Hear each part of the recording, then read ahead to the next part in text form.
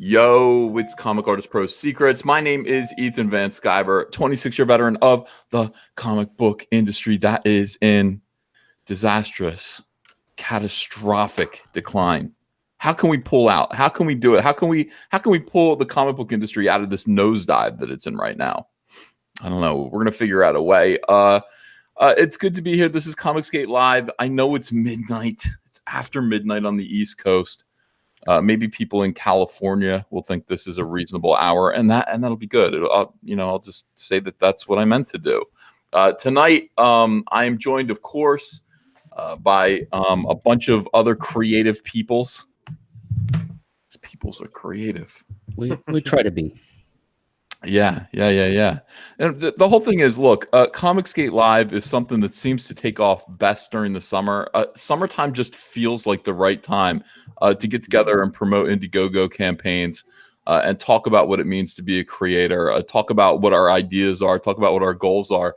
And I don't know what happened, but I'll tell you something. Over the past month or so, I've been totally re-energized. Probably because CyberFrog's done. It's like when you're actually finished something and it's on its way and it's coming out and you're planning your next thing. It's a whole big burst of new energy. So let me introduce some people. We're getting some more people coming in here right now. I'm going to introduce who is on the panel so far, and I'm sure more people will come in here. First of all, Critias is here. Hello. Critias, did you just break $37,000? Yeah, man. Thank you so much. I'm grateful to you. For what? I didn't do anything, Critias. Are you crazy?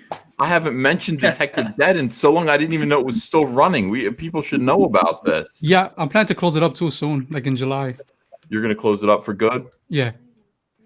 How does that feel? Does it feel like an accomplishment? It feels like a lot of weight being lifted off my shoulder. Oh, I know, brother. Obi-Wan, thank you for $20. He says this is the most wonderful, completely reasonable hour. Let us hear your wisdom, Uncle E. Thank you. Oh, thank you. I like that. That's great. There's pie money there. I ate that entire strawberry pie, Critias. Just to let you know, it only strawberry. I love strawberry pie.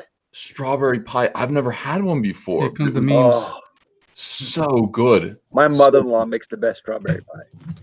All right, so hold on. We've got okay, so we've got Critias. All right, let's go to Vinny Art. We've got Vinny T, by the way, who's in the chat right now on the panel. Vinny Tartamella. Yes.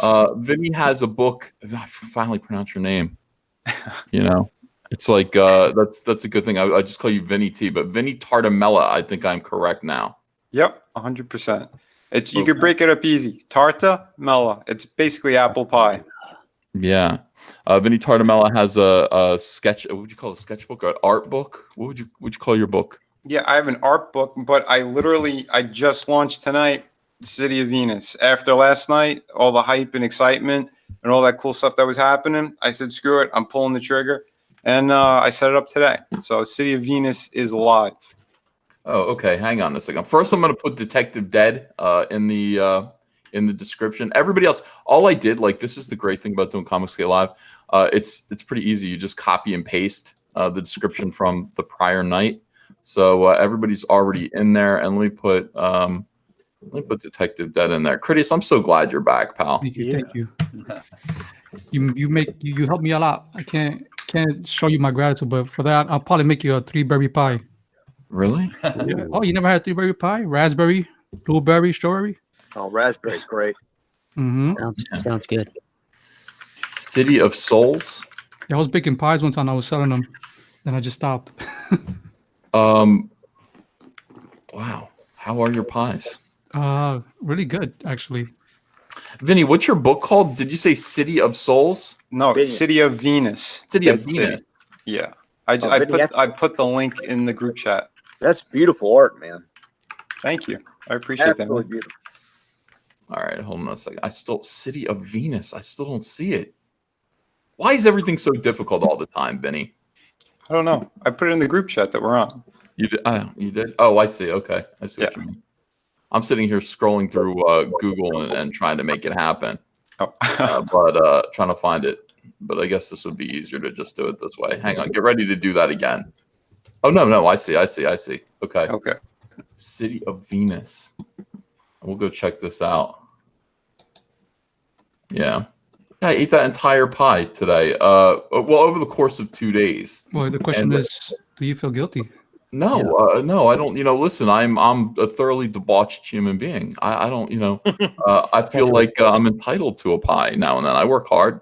Yeah, Entitled. You work hard for the pie. I do. All right. Yeah, Bloodstock is very successful. Back City of Venus here. All right, I should really have all this stuff done beforehand, but at least it's now that it's in there, it's there for good. I can just copy and paste it for next time. All right, let me get through. Let's see who else is here on the panel. We got somebody new. We've got Brian. Brian, introduce yourself. I'm Brian Urso. I'm a comic book junkie, but I'm also the lead guitarist for Gideon's Bob. Dude, it's you. Yeah. Yeah, that's me. We're a progressive rock band. If you like music like Pink Floyd and Yes, or heavier stuff like Iron Maiden, you'll love us. And our new album is out. It's out on iTunes, Amazon, Spotify, Google Play. It's everywhere. It's pretty much everywhere. And Awesome. we also have CDs. And we just sold out of our first batch of CDs. I'm shocked that people still like to buy CDs. I thought I was the only one that liked to buy CDs. So I'm very excited about that. So I still buy records. I still buy vinyls. So I will only buy too vinyl. new school for me. Yeah, I think people go backwards to vinyl. If it's recorded in vinyl, if it's recorded in analog, because if you buy vinyl and it was recorded on digital, that's pointless. By the way, bigger. Laquan on Wheels says, I saw Doug TenNapel on Ladder with Crowder, so proud. He was on Ladder with Crowder? Yeah. When was that? Was it today? Tonight, yeah. I didn't see it, but I heard the rumblings on Twitter. Yeah. Awesome. I didn't know. He was doing that marathon, right? Watching the debates or something. Who was? Ladder with Crowder? Crowder, yeah. Oh my God, I can't imagine anything worse. We got the Democratic debate going on right now. Let me get through the panel real quick here. We've got, of course, we've got Cal from Shinobi Sasquatch. We met last night. That was cool. We've got, let's see, we've got Rise Again. Rise Again. What's your name again? Vaughn. Fawn. You call me Von Klaus. Oh, Von Klaus, of course. Okay, Von Klaus. I'm getting to know everybody here. I'm still. These are all new guys for me, and so Von Klaus from Monster M.D., which, by the way, kicked ass yesterday. Oh man, did it? Oh, thank you guys. This is the thing. Monster M.D. Everybody was recommending this comic to me, and I was like, oh, okay, yeah, cool. A lot of people will recommend stuff to me, and it takes me a while to get around to it. When I actually looked at it last night, I was like, God dang, this is awesome. This thing is, I mean, that book looks, it's Marvel or DC quality when Marvel or DC had quality. It is spectacular. Oh man, that means so much. Thank you. And we've Ron Klaus and I have been sitting on Hangouts and sort of going through the lettering all day today, actually. And that is the voice of Eric Weathers, who is ComicSGATE letterer extraordinaire and also doing his own book called Flying Fortress. We'll go through all these. I want you guys to see them as we discuss the topic tonight, which is swiping, which is pretty fun. And we got somebody else on the panel. We've got Adam. Adam, introduce yourself. Hey, I'm Adam Post. Thanks for having me on. Oh, Adam Post. How you doing? Hey, man. Good. We know a couple of the same people. What is your book? College of the Dead. Oh, you were talking about this in the College of the Dead. Is it out? It's just out on Indiegogo. A day and a half or so. Okay, hold on. I'm looking that up too. We'll just get everything together here. I could paste the link. Yeah, please do. I can't His find name it. is right up in there. It's people really should just make this. If you look up College of the Dead on Indiegogo, surely it would just pop up, but it doesn't. And don't call us Shirley. Oh, from the old days. Shirley. Right. So we'll go through all these. Awesome. Yeah, I was looking at it. It looks like a good book. I like the picture of the football players tackling the guy's head off. I like that. Yeah. Thanks. That's the artist is fantastic, and I got a little help from a couple of friends in terms of putting it together. And we got Kyle to color it. Nice. And I just backed you, Adam. You're set. Oh, you're the man. Thank you, sir. I appreciate it. Yeah, I saw the art yesterday on your page and I loved it. I just couldn't find the damn thing. Yeah, it's funny because we worked on the book for it was a couple of, you know how these things get. It was a couple of years putting it together. Yeah. And it was just like a labor of love working with a team, getting the thing together. And there's that scene where the college football player is running and it's just so freaking cool. So that was from an interior in the book. And then I showed it to a friend of mine who's a comics editor. And he's like, well, you know, I don't know if you ever met Jim Salicrup before. Nice guy. Yeah. He's a sweetheart and a good friend. He's like, you know, you can't really tell it's a football player. You really should have like a helmet. I was like, he's always right. So I went back to the artist. I'm like, man, could you give me a helmet on this thing? And that was after Kyle colored it too. I put this up right now. I just put it up. Look at this. Adam posts College of the Dead. Let me tell you something. I'm a did I get everyone? Did I introduce everyone on the panel? Did I forget anyone? No, you got us. Okay, good. Let's go forward. Adam posts College of the Dead. I'm a zombie guy. Like I would go to Walmart. This is, like 10 years ago. And whatever zombie movies were available, I would just buy them. And 98% of them are junk, but like every zombie movie has at least 2 minutes. This is my assessment. Every zombie movie has at least 2 minutes of good zombie, just kick-ass terror in it. So it was worth it just to extract that 2 minutes of, people talk about Day of the Dead, and Day of the Dead is largely, I'm going to get some hate here. It's largely a junk movie, but there's this one great movie, great scene in Day of the Dead when, the humans are all living in a bunker underground, and there's like a car lift that goes up and down to get them into the outside world. And it's like they accidentally drop the car lift, and it's like loaded with zombies. Like, and you're just like, oh my God. Ruins their whole place. Yeah. Your whole plan for the future has just been totally effed up. Like stuff like that is what I love about zombie movies. Now, College of the Dead, why there hasn't been a movie called College of the Dead already is astonishing to me. Good point. Adam posts, you've got a football player. It says college professor manipulates students during a zombie outbreak to save herself and teenage daughter. Exactly. I live 10 minutes from the Monroeville Mall, which is where the original Dawn of the Dead was filmed. Oh, is that? Oh, yeah. Wait, the original Dawn. Oh, in Pittsburgh, you mean? Yeah, I live in Pittsburgh, and I'm about 10 minutes away from Monroeville Mall.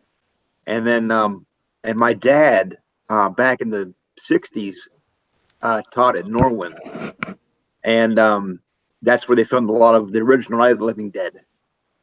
Oh yeah, I've been to that mall. That's like a local landmark. They're proud of that. Like they're like, hey, Dawn of the Dead was filmed here at this mall. I walked around there. They had a really good Calvin Klein in there. I was like, oh, this mall is a Calvin Klein. Jag says I paused Motorhead for this. That's how much I love ComicSGATE. Motorhead. What do you mean Motorhead? The band? Yeah, I think he was saying he was listening to Motorhead. And you never pause Lemmy. No. That's a sin. God tried to pause Lemmy. Didn't work. Holland Beyond says Beans LMAO. Jordan Fegley, thanks for $1. Appreciate it. Got to run through these super chats here, guys. Sure. Let's see. And there's one more here. Oh, wait. Well-read user says, he's so fat. When I tell him to haul ass, he's got to make 2 trips. Well-read user. I mean, come on now. He says he's paying to give me fat jokes. He's like, he's so fat. His high school graduation pic was an aerial shot. Oh, it's not true. SSJ Future Gohan says, I backed Flying Fortress and Shinobi Sasquatch. Thank you so much. Yeah. Obi-Wan says, just got my copies, got both of my copies of Jawbreaker's Lost Souls today. Wish I had the first issue. Can't wait for my 14 copies of the Frog book and 3 signed Vampirellas. Wow. That's you're generous. What the fuck? Thank you for your incredible support, and consider supporting these comics tonight, guys, because these guys. I don't just randomly let people on. I've reviewed these guys beforehand, and this is the best of the best. I've got the best of the best when it comes to Indiegogo and me. ComicSGATE. Well-read, no, you too, believe it. Well-read user says he's so fat he sat on the bench and Greenpeace threw him in. I think he meant beach. Oh, beach. He said beach. Greenpeace threw me in. He's so fat his belt size is equator. No, that's the circumference of the Earth. And he keeps going.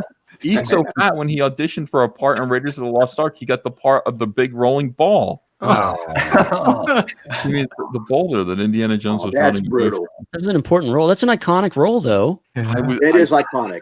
It When is. you think Raiders of the Lost Ark, you think about that scene. Yeah. You know? Yeah. I'm not that fat, you know. I these guys are exaggerating. You know, I mean, that's the thing.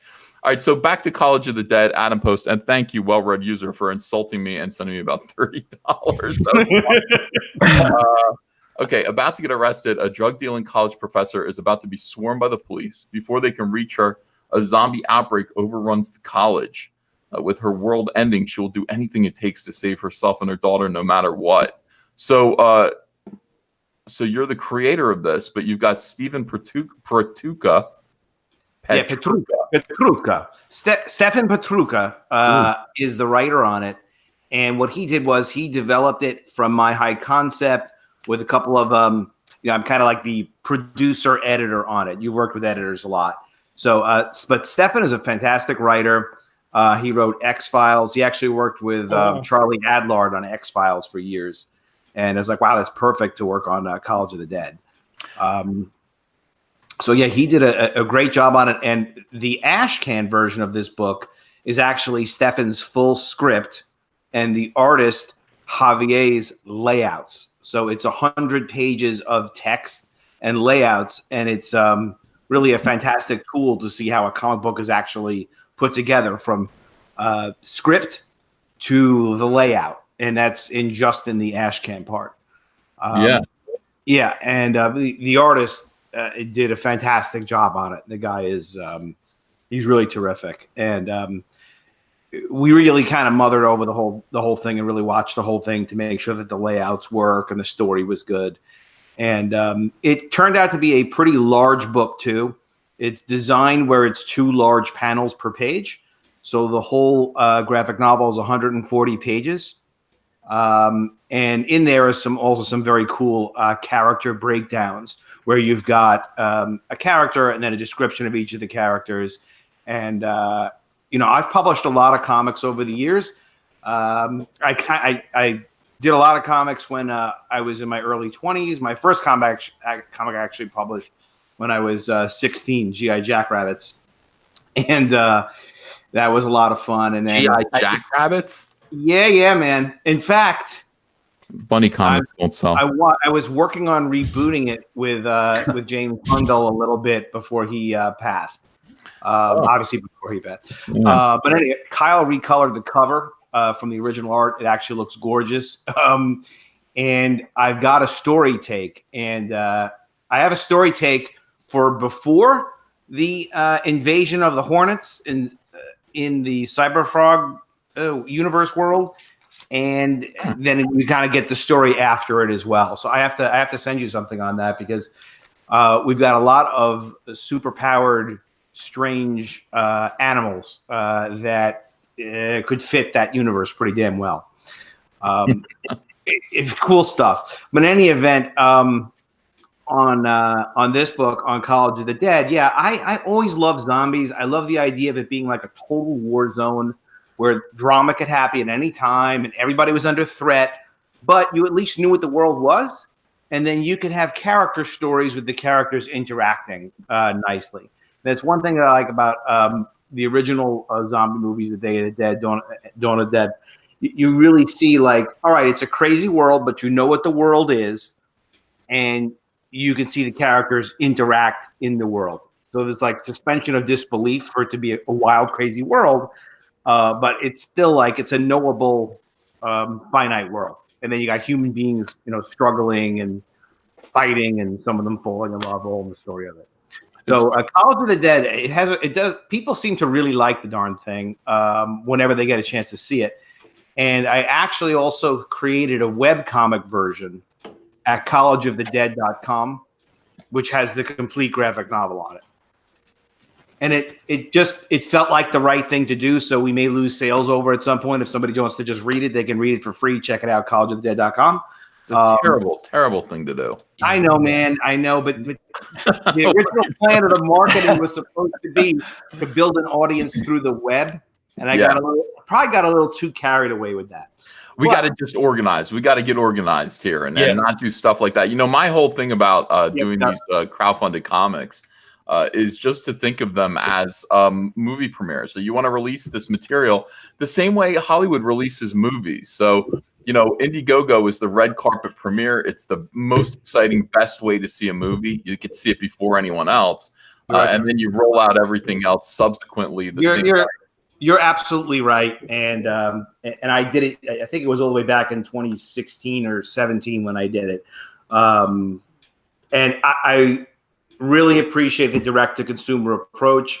It's definitely the future of comics. It's what the future of the industry is going to be. And I really think it's important to do these good comics so that there's enthusiasm and there's quality in the stories. Because look, you know, it's funny because I was on with Vaughn and Eric on another stream. We were talking about this with Clint. You know, what's going to be the future? What stories are even our kids going to read? If we don't make some good stories, some stuff that we're passionate about, that has some cool themes in there, we've got to make that stuff now. We're the adult. I mean, I'm 49. What? It is so bad now what's out there. So we just have, you know, if you have one story that you love Star Wars. I loved Star Wars. I loved the Fantastic Four. I loved Daredevil, the Frank Miller run. You don't need 10,000 books, you know, with 10,000 different stories to have a couple of really great, cool things that people can kind of reflect on in their life. You know, there's even just one panel I love. I'm not sure why, but I love that Frank Miller did when Stick was fighting off the ninjas. That they were fighting the bad ninja, the hand. They were fighting the hand. Mm-hmm. And after they had done that, he gave his life by pulling energy, his energy and everyone else's energy to give Elektra life again. And all he said was, there's no death. It's just a way of moving energy around. And just like one comic panel to me was just so significant. It's a panel. I remember the colors. I know what it looks like. Had it on my phone for a long time. But the point is, if each of us just create one memorable, good, powerful, meaningful story that we really care about and means something to us, it leaves what they need in the next generation. And so that's going to be Adam Post's College of the Dead, guys. Yes, sir. Because the link's in the description to this comic. Adam's clearly passionate about this.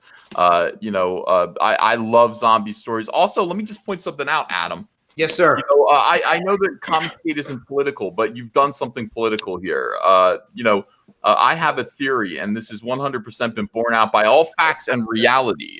It is that whenever the mood in the country in terms of pop culture, what they prefer is zombies, Republicans. Every single time. I mean, just you know, when it's vampires, when it's about vampires and UFOs and aliens from outer space, that's when Democrats win. If you look at the 90s with Buffy the Vampire Slayer, Dracula, Bram Stoker's Dracula, the Anne Rice stuff, and then X-Files, and people talking about getting abducted by aliens and UFOs and having devices inserted into their anuses. That all came from the 1990s, which was entirely about Democrats. It was the Clintons there. That's when people wanted things inserted into their butts by aliens. That all went away when George Bush came into office, and then suddenly it became about the incredible 28 Days Later movies, Dawn of the Dead remake, all of the the crazy zombies of the 2000s that I think is still persisting to this day. And yeah, the sissy vampires came back. The Twilight vampires came back during the Obama era. You know, that was all about that. Zombies kind of became uncool for a little while. But they're back again, dude. They're back again big time. But this, I mean, you could trace this back during the 1980s. The Reagan era. It was all about Return of the Living Dead and all the zombie movies of that time. So what you're doing now, Adam, is you're forcing political reality, whether or not you know it. When you put out a comic book like this, you are changing the political landscape of the United States of America. How does that make you feel? It makes me feel responsible, and that is my purpose. Let's get it done. Yeah, Asuka says, "What the hell is he talking about?" This isn't the first time Ethan has told this this theory. I like the theory. I like it a lot, and it tracks with reality. I did some vampire comics in the late '90s during the Clinton's times and whatnot, and he's right. The themes do go, and they turn, and it goes with sort of the mood of the country, and I have no idea why, but it's true. It's important. True. And it is change important. the world. Adam, you're so right. It is important. So back College of the Dead, back this comic book. It looks like fun. It looks like a good time. The link is below in the description, and I really do appreciate you checking it out. So does Adam. Adam obviously is passionate about this. He wants us to actually create the next generation's stories, legends. Books that kids are forced to. I want kids to be forced to read CyberFrog, by the way. In the future, I want CyberFrog Bloodhoney to be like a reading assignment for summer vacation, and the kids to be like, "Oh no, not CyberFrog again." Just sit down and read CyberFrog. Oh God, no! Yes, it's good for you. It's what the real world is all about, and that is the de-evolution of society that I'm looking for and trying to force into reality. I'm hoping, and that's a peek into the Van Sciver household as well, I assume. You better believe it. I whip my kids. I'm whipping my kids and making them read CyberFrog. I'm like, read this now. No, Dad. By the way, please get mommy. No, mommy is Chelsea now. Mommy is Chelsea. Mommy's gonna help you. Mommy wants you to read it too. CyberFrog and Vampirella exclusive variant cover. This is my project. I'm not going to talk too much about it, even though it's my channel, but just so you guys know, CyberFrog and Vampirella exclusive variant cover has 4 days left and then it's over. And what I've done is I've added a poster. So let's see, you can get some people are like, I don't want to read a Vampirella comic. Well, it's fine if you don't want to. There's no accounting for taste. But they're like, I do want the cover. I want the CyberFrog and Vampirella Salamandroid cover piece. Let's just do a poster. So this is a signed litho poster, high quality lithograph of the CyberFrog Vampirella cover art, measuring 18 inches by 24 inches, and it's composed of high grade 100-pound archival stock, the perfect measure of durability to ensure its proud owner's enjoyment for years to come. After the Vespis come and destroy and level planet Earth, which is what they're going to do, this poster will survive even if you do not, and that should be reassuring. Packaged individually in its own protective tube to guarantee its safe shipping and handling. This is available now. And if you want the poster, it's $50. And, some people are just like, no, I want everything and the poster. That's $150. So that's available now and for the next 4 days. And then it's gone. It's going away. And we're going to bring something else out. What do you guys think of that? That's beautiful. I think you should sell a survival kit where there's like a red blanket inside just to be safe. A red blanket, yeah. You should print it on that aluminum foil blanket and have it the CyberFrog first aid. Well, you have to understand it's red. It's the color red is the only way to survive the Vespis. It's one of the ways. That's you right. Can't see the color red. Yeah. So and that's a true fact from nature. People are like, where is Ethan pulling this stuff from? Oh, from nature. That's all God's creation. Bees can't see red, or they can't see it very well. So if you want to actually survive bee stings, go out dressed in red, and then you can torture all the bees you want. You get that from mutual You're like the predator of the bees. Of course, yeah. Lucas King, thanks for $10. Says Salamandroid pieces with other figures helps with packaging, pricing, and sales numbers uniformly across the product line, plus excitement of collecting the pieces. Lucas King, we're going to talk about that tonight as well. We're going to talk about action figures and stuff. Trust me. Obi-Wan says, Uncle E, you should not release comics like Hollywood does. They shut down criticism, pay for shill, change how major websites function just to show you a crappy story that was a hard first draft. God, I aspire to that. I got to get to the point where I can shut down and criticism and hire shill journalists. One day we'll get there. I'm just kidding. All right, so let's look at other things here. We've got Shinobi Sasquatch. Cal, by the way, Cal's book Shinobi Sasquatch is a runaway hit. It is in demand now. So you're still able to get it, even though the campaign's over. everyone talks about this comic. Everyone was telling me, Ethan, you've got to support this. And I was like, what? And I was drunk and passed out. So I missed during the actual campaign, but I picked it up now.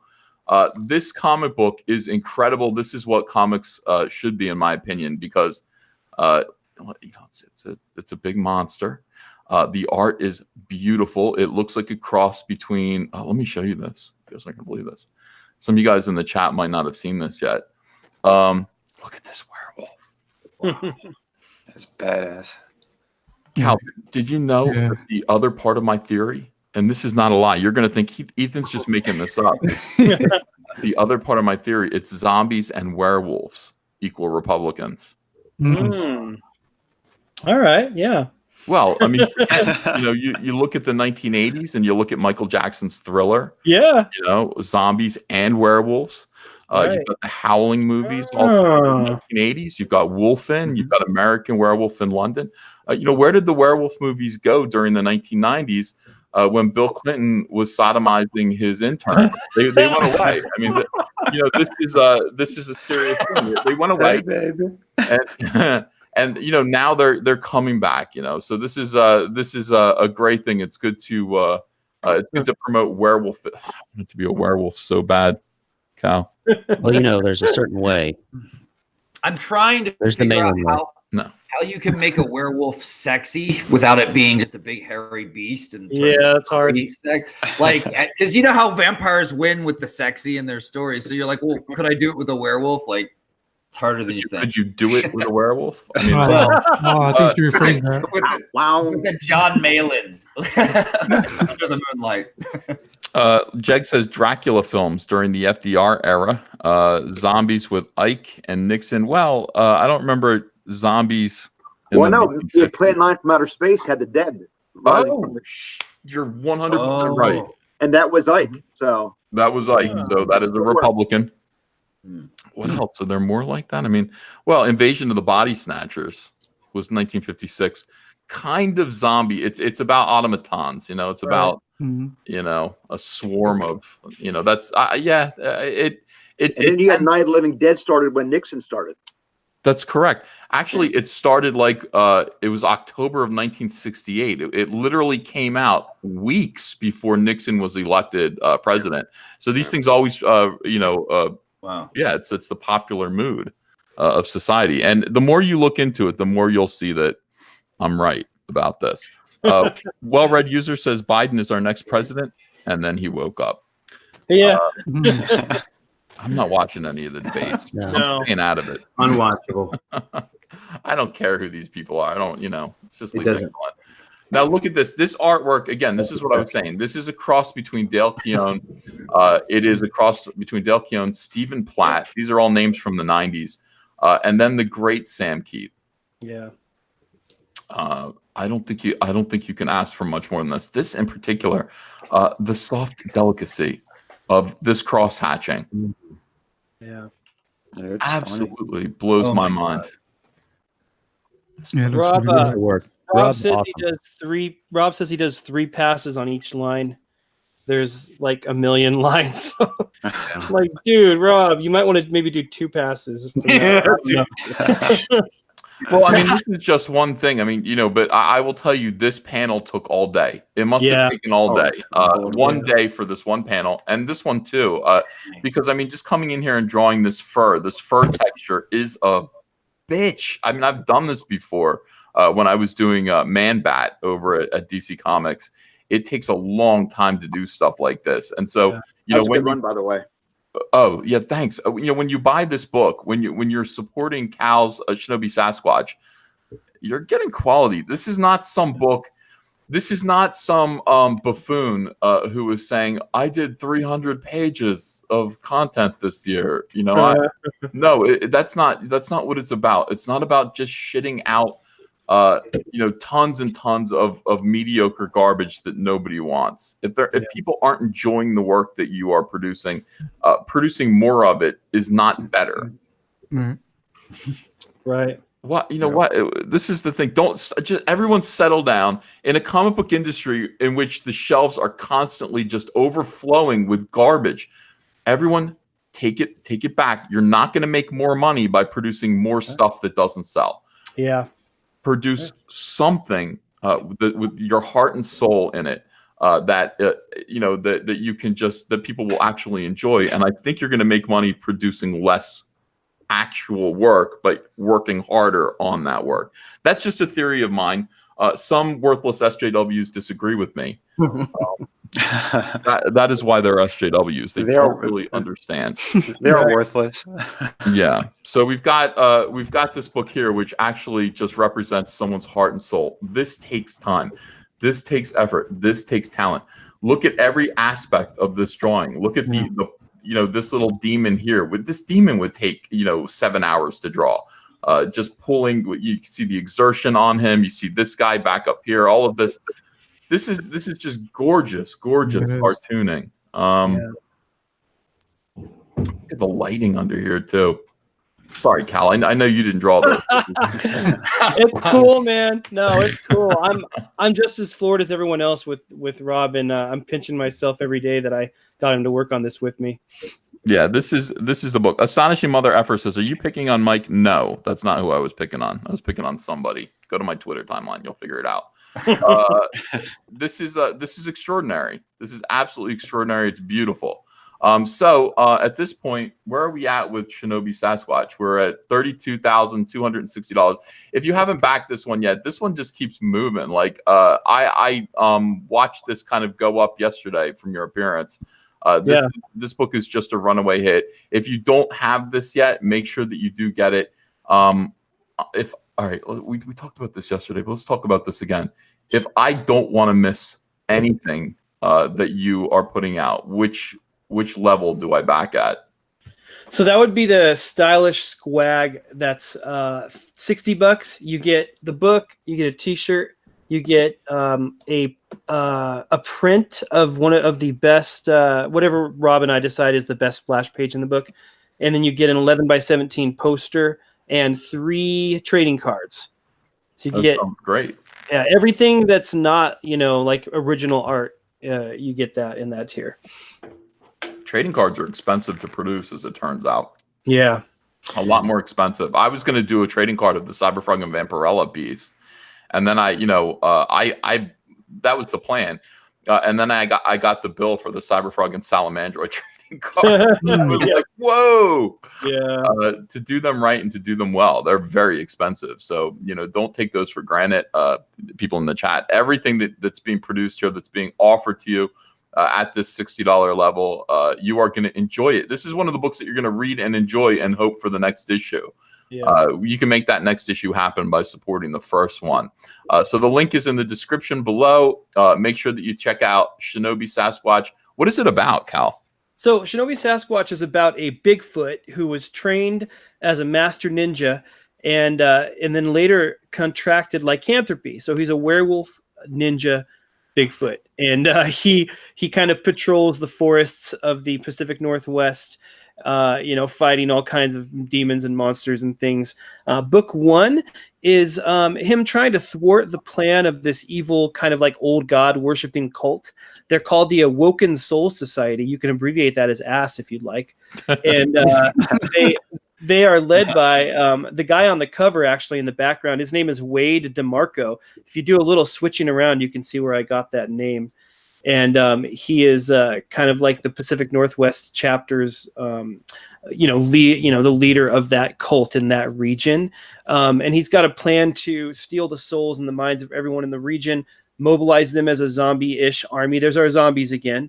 To conquer the nation and then the world. So he's got a lot of work cut out for him in this first book. You know what he should do? The bad guys should be the Squatchers. Yeah, the Squatchers. That show Finding Bigfoot should have been called Not Finding Bigfoot. They didn't find shit. Yeah, for like 10 seasons. That whole show was Finding Bigfoot. They didn't find him. They didn't find him. That was the whole show. And you hear that? Every episode, they'd leave the forest like, man, that was some squatchy woods. Whoa. Did you hear those noises in the shadows? Whoa. This is it right here. You will find Bigfoot every single time and find out that he has he's you know, actually pretty kick-ass when you back Shinobi Sasquatch. Book 1. This is the first book. Many others to follow. Hopefully, it all depends on your support, guys. The description is in the the link is in the description below. Blah blah blah. So you'll find that there. You'll be able to back Shinobi Sasquatch. Recommended that you back the $60 level, but you don't have to. I mean, you can just get the digital here. You can just get the book for $25, and you know, that's that'll do. Lucas King says, if I want to buy 800 pages of garbage, that's possible every day. 100 plus pages of premium love only comes from ComicSgate. Lucas, you're so right, and we're glad to bring it to you. Colonel Flom says, EVS, would you rather watch a local play of Julius Caesar where AOC plays every part, or listen to How to Learn Spanish audiobook narrated by Cory Booker?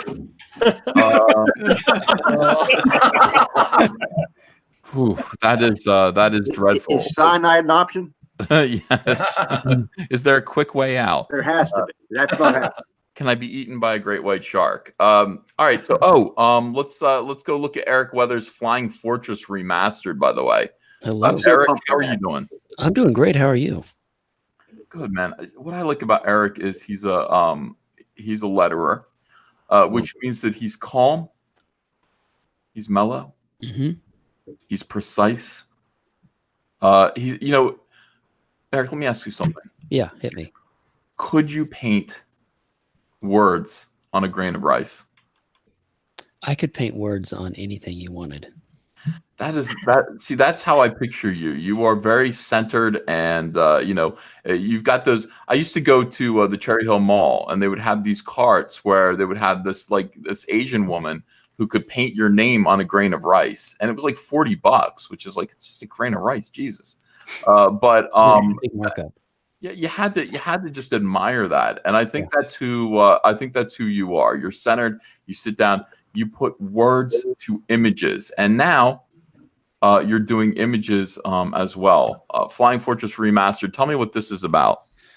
Yes, Flying Fortress Remastered is a story 7-8 years in the making. A top-tier B-17 crew on a top-secret mission to go bomb Hitler. They succeed in that fact. They end the war, but unfortunately on the return trip, they're shot down by an experimental enemy fighter and crash land in the Middle Ages. And the war they thought they ended just opened up a whole other can of worms. There's a Nazi mad scientist who was one of these Thule Society guys that found some alien technology and sort of went underground with it and made this whole army that he calls the Infinite Reich, and they're hell-bent on taking all of the things from the other dimensions and building up a strong army to just control everything. And it's up to our plucky band of airmen to make sure that doesn't happen. Some people are asking if this is based on a true story. Absolutely. Yeah. You can go into your library and those little machines where you flip through the old newspapers. Yeah, and you'll get the spoilers of the story. This isn't true at all, Eric. You invented this this pretty incredible story. Now I'm going to scroll down and just show people some of the artwork. By the way, everyone is getting Kyle Ritter to color their covers. Yeah, and I mean, why not? It's money well spent. Yeah, Kyle is really good. Yeah. Look at this, and you can draw airplanes, bro. Thank you. How do you draw these airplanes? Well, earlier in the book, you do it the old-fashioned way. You do it the current way of 3D models, but then you actually learn how to draw them, and you can sketch them out. And then if you need a little help, it's just like drawing a car. If you need a little help, the reference is there. But I try to put some finesse on everything so it doesn't look like it's like you traced fake. Yeah. I need a lot of help with this. I'm drawing airplanes is almost impossible. Like this page right here you're looking at, it was all photo reference from the model I have up over my shoulder here. So, is that right? Yeah. So I built a 3D model because I was like, we took it to cons and it was on the table. It was just sort of like an attention getter. You need an attention getter sometimes. And we had that model up there and tried to get a printer to print the Bombing Betty decal, printable decals. They don't work. Don't even try. But yeah, that a lot of photos were taken of that, and I actually got a tour a real B-17 a few years after we started the book, and got some real good reference there too. So it just takes a lot of research. So Eric, what is this? There are 8 books here. Yeah, 8 chapters. So it's a story that I say it 7 years in the making. We started in 2011 as this sort of jump out of the airplane and catch the parachute on the way down in terms of making a comic book. I always wanted to be a comic book artist. And we had some, me and a couple of friends were like, hey, wouldn't it be cool if we made a comic book? So we threw these ideas around, and Flying Fortress is what came out of those ideas. And I really just sort of I elbowed my way through all of the mess to sort of make it happen. And it was several years of, in your time off after you're doing your day job or whatever, and you just put pages in, you write scripts and then you color it, and then you letter it, and you put it together, and you slap it together for a convention, and you try and convince people that it's a fun book. And the best part about it is you come back the next year with a new issue, and the people you saw last year were there picking up the new one. It's great. So that is rewarding. That is awesome. Like, when people are actually sticking around and coming back for the next issue, you know that you've got a hit. Yeah. Now, last time, let me see if this is still up here. Of course it is, right? You've got the. Oh my God, dude! Oh, I forgot about this right here. This is beautiful. This print. Who drew this? What was the guy's name? Ted Lehman. He may be in the chat. He's at Twitter at Lehman Ted, LEHMANTEDD. I believe it's 2 Ds. Yeah. It's down underneath there. It says I gave credit, just under caption underneath the image. So nobody can draw better than this. I know. It's not possible to draw better than this. I don't think. He sent that. He was like, I got a DM. He was like, hey, if you'd like some fan art that might help the campaign, here. I was like, sure, yeah. All the shells and secretly, I'm like, man, this is better than anything I've ever drawn. Like the whole thing is awesome. Like that perspective is awesome. All the shells and stuff. That's amazing. Yeah. Incredible. Yeah, you can't beat this. This is fantastic. So this is a print that comes along with the with one of the packages that you can get. And actually, it's at the $25 level. At the $25 level, you get 4 random prints, a bomber patch, you get the bookmark, and do you get all 3 of these? Or yeah, those are the guaranteed things you get on the left there, the patch, the Tucci print, the Lehman print, the Bombing Betty, the bookmark. And then I have like I've said, I've done conventions for a while, so I have my popular prints that what are left over. I have stacks of them, so I figured why not? We just have it sort of like a grab bag special. It's more of an add-on tier, but if you want to back digital and then get some prints, or if you want to just get extra prints for decorating your wall in Flying Fortress, I mean, that's the way to go. Awesome. All right, so basically I think though the best tier to back, what did we decide? Was it $50? 50, I'd say 50, maybe 75 if you like a head sketch, but 50 is. Oh my God! What do you? Yeah. For $75, you can get everything. You get the book, you get the print, you get the Lehman piece, you get the Billy Tucci piece, a bookmark, a patch. But this is the star of the show. You get a little sketch. Yeah, and that's limited to. There's only 50, and there's I don't know, 20 of them or so that are taken, somewhere around there, and 15 or 20 that are taken. So that's a limited tier. So that's why I say the 50 is the best one, because eventually that one will be sold out. Yeah, that's incredible. So yeah, this stuff is still available. You've got a few $75 tiers left. Let's just take a look here. Oh yeah, there are 50 of them possible, and you've got 14 of them. Dude, right now, I mean, at $75, when essentially your everything in this package except for the sketch is $50.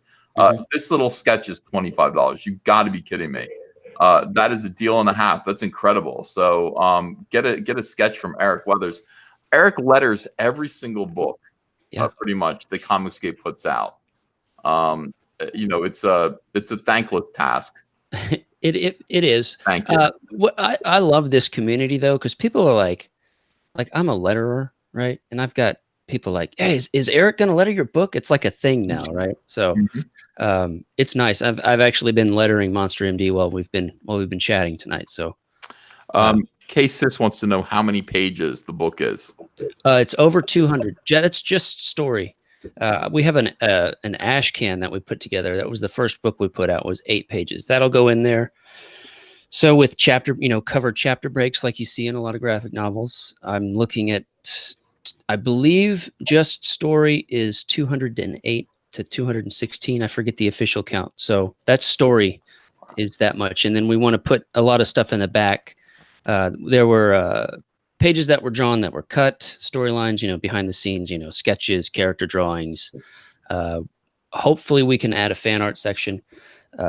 Looking at print quotes, there is a limit I would like to put on the page count, but we're looking towards about 250 with everything together. So wow, I love it. It's going to be a hefty book.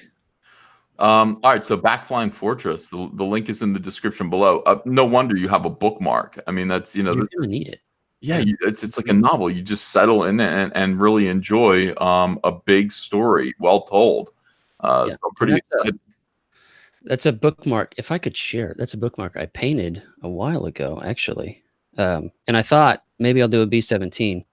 Let me switch over here to this. So this is the bookmark. Hold on a second. Let me find. Oh, I got you. Okay. Yeah. Wow. So this is a painting I did. I like airplanes, so I did a bit of a P-51 being chased by an Emmy. By a BF-109 over France. Just a lot of fun. So that's gorgeous. That's going to be the bookmark you get. Yeah, that's awesome. That is beautiful. Awesome. It's crazy. All right, hold on a second. I got to put a couple new links in the description because the creator of Iron Skies is here. Yeah. All right, hang on a second. And then we're going to get right back to this. All right, beautiful. All right, so Flying Fortress Remastered is available now, and it's funding. I mean, you're still in your funding process. It hasn't gone to in demand yet. That's right. You've only got 9 days left.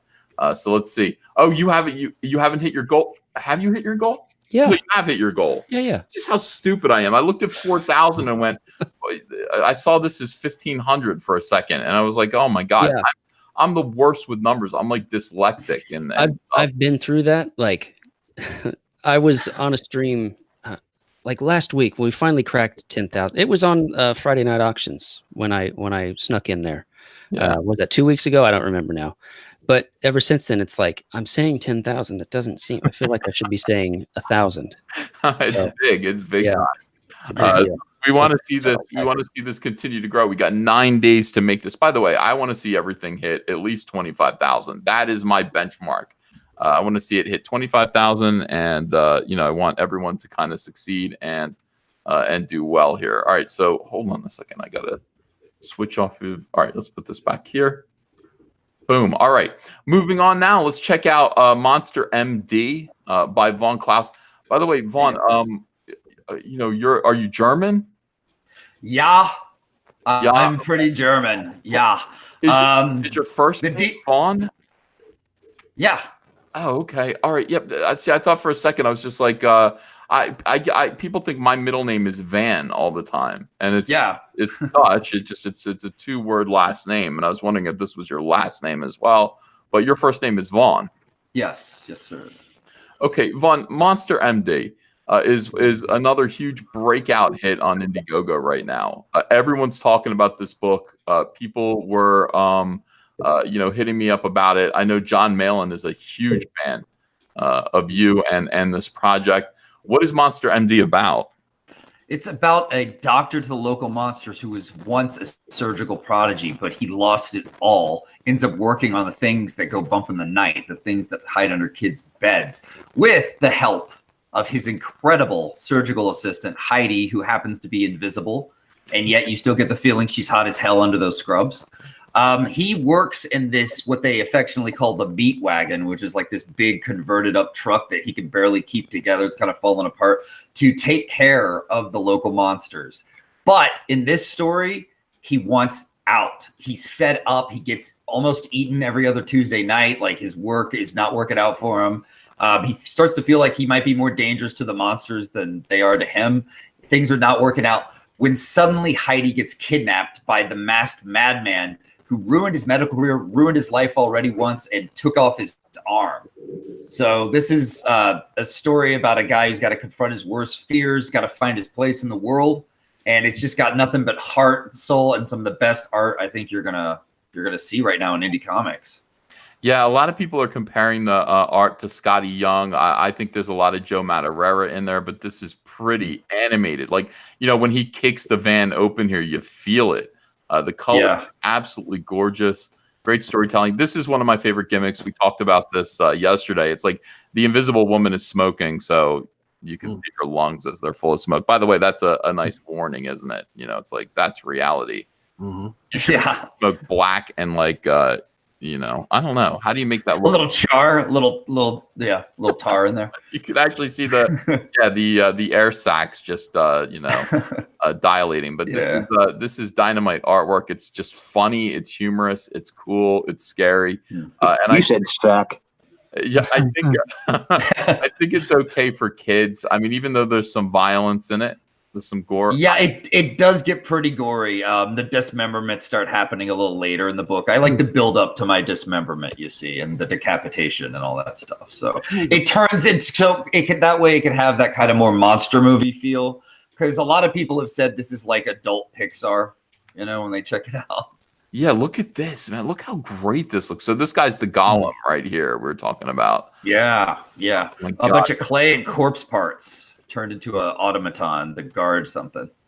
Jeez, that's so cool. It's just so good. Well, you know what? I mean, when people say it's too gory for 12-year-olds, I just want to remember, you know, first of all, being 12, and being 12, I was watching horror movies nonstop. Yeah.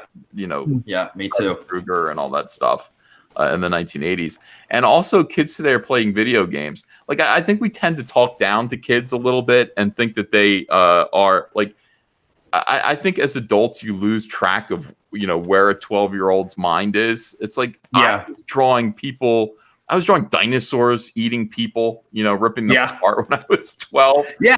For me, it was motorcycles with spiky wheels, dudes with mohawks with flamethrowers torching each other. It was horrible. Like the more Mad Max and violent, the better. When my dad first took me to my first comic book store ever, he was like, "Here, would you like some of these Uncle Scrooge comics?" And I was like, "No way, dude. I'm taking Wolverine and The Dark Knight Returns and see you in the morning."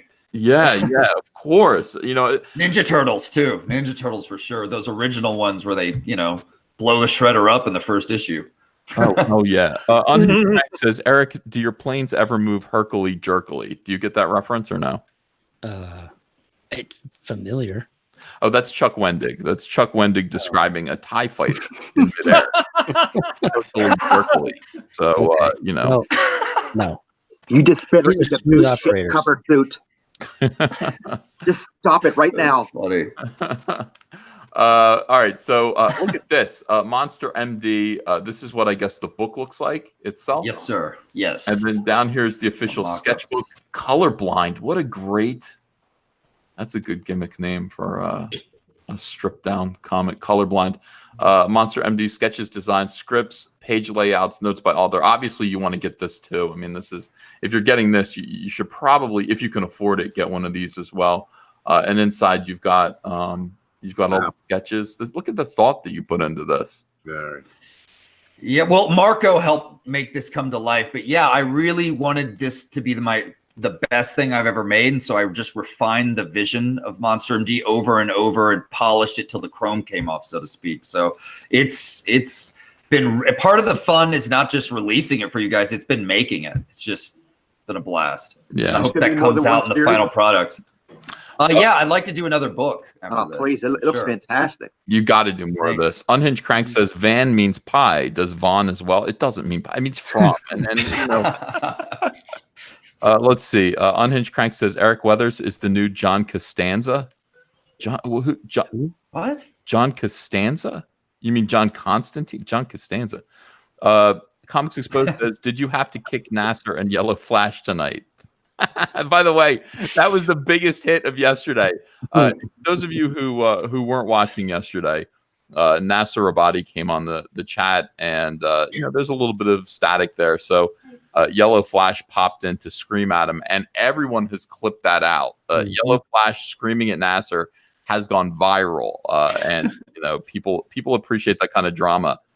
I immediately told them both to get out. I think. Well, Nasser left eventually of his own accord, but that was very, very, very interesting. It was fun.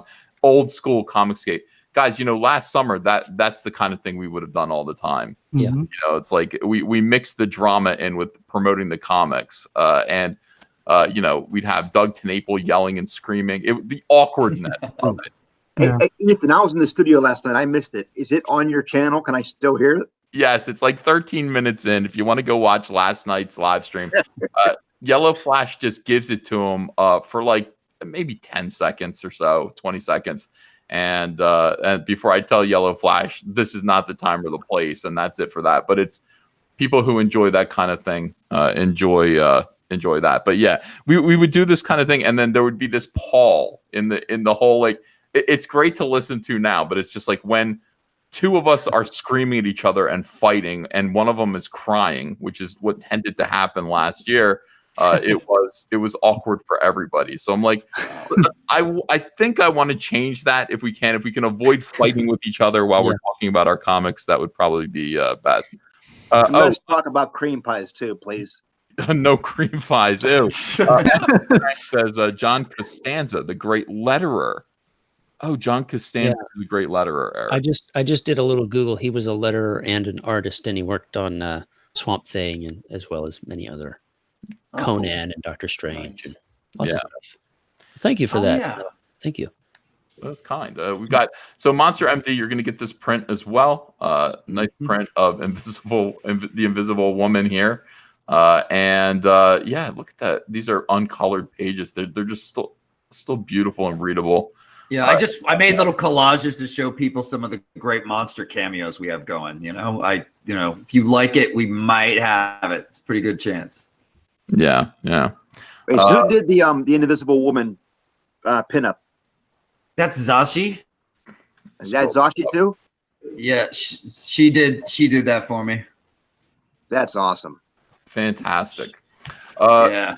Okay, so all the way down, this is great. I mean, I think at this point everyone is going to want to back this. Which level do you think is the best for them to just get one of everything? Go for the $65, the comic sketchbook and poster. So you get all the art and you get the fun sweet pinup of Heidi. $65 level. 65, yeah. You get the comic, you get the sketchbook, and you get the poster, and that's one of everything. And then there's also, you can get the T-shirt as well. That T-shirt is metal, man. I love that. Yeah, yeah. That's the attitude of this book. I got to tell you, it's fun, it's punky, I think the art reflects the energy well too, the movement and everything. It's rock and roll. Oh. Almsey says, EVS love you. Can you get the word out that Anna's sis is missing, aka that Star Wars girl? Yeah, Anna, that Star Wars girl, her sister is still missing. Her sister's name is Ellen. If you go to her Twitter page, just look up that Star Wars girl. You will find, or just look up Anna's sister is missing on Twitter, and you're gonna find photographs. You're gonna find all of the information that you will need in case you run into her or in case you have any information to contact the family and let them know. The community is very, very worried about it, and it is a thing. Yeah. Yellow Flash 2 says, never interacted with Cal, and I am blocked. Cal, did you block Yellow Flash? Yeah. Yeah, okay. You don't have to say anymore. You don't have to. There you go. I'm trying to cut drama out of my life, that's all. Okay, all right. So Von Klaus is Monster M.D. If you want to back this, the link is in the description. And look, boom! Look at this, 29. We are right on the verge of hitting $30,000 from Monster M.D. We got to push that over. Yeah. Yeah. If we hit 30, I'm gonna release a bonus story of Heidi's backstory of who she was before she was turned invisible. Oh, that's awesome. Yeah. You're gonna catch Shinobi Sasquatch soon, Vaughn. It's awesome. Let me see, or Shinobi Sasquatch. Oh, it's at 32. Yeah, I hope so. It's like the thing about it is we want everyone to succeed. Everyone should kind of. I like it when people do really, really well. I'm happy about it. We've got a big success going on right now. Doug Tenaple, I think Earthworm Jim is like 350 or something like that, $1,000. That looks familiar to me. You know what I mean? Like a hit like that looks familiar to me. I remember like crossing $250,000 and just being like, oh my God, with CYBERFROG Bloodhoney. So, Earthworm Jim probably going to be another big hit. Could be the first 7-figure campaign. God, we got to do that. We got to get to 7 figures. Yellow Flash again says a little bit of Marvel in Soy Boy Cal. Okay. So, all right. Flash once again. my first interaction was last night, and that flavored it wrong. So sorry, Yellow Flash, man. Yellow Flash is cool, but Yellow Flash is out there to fight. Yellow Flash, by the way, Yellow Flash is leading. Here's the thing about Yellow Flash. Let me just say, Yellow Flash is the guy to have on your side when you are fighting SJWs. Yellow Flash took up Vic Mignogna's cause. These SJWs, their entire purpose in life is just to destroy your life. That's all they want to do. I mean, they will band together. They'll pick someone, they'll isolate him, they'll swarm him, and they'll just try to destroy him. They decided that they wanted to do this to Vic Mignogna, who's a voice actor, anime voice actor, Dragon Ball Z. And let me tell you, it's a devastating thing. It's a really devastating thing that's, up until recently, we just didn't understand and didn't really know how to fight back against. But we figured it out. And I think, ComicSGATE, ComicSgaters, Weeb Wars, I think we're actually doing better than Gamergate did at fighting back against SJWs. And Yellow Flash is just a one-man wrecking crew. So he's someone who, if you're being chased down by SJWs, he's someone that you want on your side. I love Yellow Flash. Yeah, people love Yellow Flash. I think he's misunderstood by some other people. GR People says, why does Cal start drama then instantly block people? Will he handle the refund he's dodging? He blocked the gut asking for a refund. What? Oh, I just processed a refund. Yeah, so I don't know what they're talking about. Okay, it's all right. Lucas King says, missed my last super chat. I'll go back and I'll get all the super chats that that I may have missed. Let me just scroll back real quick. We got that. Yeah, a lot of people are loving on Eric and his lettering, and that's a good thing as well. Thank you, everybody. All right, so Eric is the hooker of ComicSGATE, right, Eric? Hey, man, if you're paying, I mean, ComicSGATE. Okay. Wait a second, how? Work it. Yeah. Hey, Curtis, when does Detective Dead come out? I can't wait for that. We planned for October. Oh, perfect. Nice. Yeah. That's Okay, perfect. I have to clear the air real quick. Go. I was when my campaign launched. Zach, and Ethan, you and Zach were on a stream, and he mentioned, Doug. I was on Doug's show, and he helped me get day one, and that was awesome. But Zach was talking about me because DMs were going back and forth, or Facebook posts, or whatever, and he was talking about my lettering, and Eric's great. He's lettering the book, and I've got him lettering Devil Dog, which, by the way, that book is amazing. Right. That art's going to blow you guys away, But he mentioned the Jawbreakers fuzzy word balloon fiasco, if you will. But he made it sound like he wasn't saying it was my fault, but the way he said it made it sound like it was my fault. It was not your fault, and I happen to know a little bit about that. No, I know. I'm just trying to. I heard that. I was like, oh, man. So I was basically what the way he said it was, yeah, I hired Eric to letter Jawbreakers. But we had that lettering issue, and then he said, "So I hired a new guy, and everything looks great." But what he meant was he hired a new pre-press guy.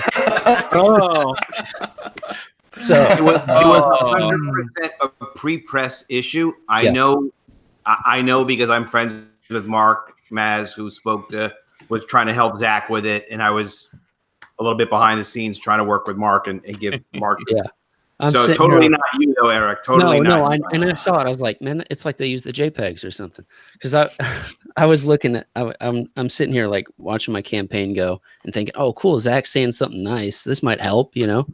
And then I hear that, I'm like, phrasing, man, that kind of. Yeah. Zach just he didn't even know himself. He didn't. No, I know. I'm pretty sure he didn't mean that. No, I know he didn't. It was just the way it came out. I'm like, man, this is killing me. You're killing the smalls. Yeah, I think you're probably okay there. Zach is a stickler, by the way. Like he got his book back, and there was, it wasn't just the lettering. There were blurry effects on the art itself, and so a lot of just sort of weird kind of digital artifacts showed up in the work itself. So he wanted to send it back and just get it right, just for his own peace of mind. And I'm glad he did. The Jawbreakers book is shipping. So all right, let's see here. We've got some more super chats, and all of them are negative. Let's see. Yellow Flash says, I plan on backing most of these books except Cal's. Cal, you've made an enemy with Yellow Flash. You guys, you got to work it out. Cyborg Valkyrie says, Caesar about Yellow Flash. He came in like a wrecking ball. Dude, absolutely. Yellow Flash knows I love him. Barb Rogers says, Yellow Flash is the hottest Flash. And Yellow Flash 2 says, refund Soy Zorro. Soy Zorro. GR People says, hail Yellow Flash, F Cal the cuck. You too, Cal, you're not a cuck, and not F you. Jack Straw says, Flash, Savior of the Universe. Unhinged Crank says, Eric, gonna cry? Don't. Who the theater guy here? So, Eric, you're not gonna cry. You're not that upset about, Zach, are you? No. I was just trying to clear the air. You're not gonna pull out. I'm not Mike Miller, I'm not Mike Miller over here. It's a really friendly chat tonight. Fanboy Lando, Soy Child Dong Lover. Oh no, Nasser should low-key clean up his mess. Low-key clean up his mess. Nasser. I haven't heard one kick Nasser tonight. Yeah, he's not here. I don't think. No, but I'm saying, but nobody said kick Nasser. Usually, I hear it. Yeah. Well, Nasser was kind of eternally kicked yesterday, I think, which made me sad. I didn't want to kick Nasser. I mean, Nasser is he's a young kid, but at some point, ComicSgate can't. ComicSgate can't just be an endless cycle of drama and people changing clicks and so. I understand, as doing what I'm doing.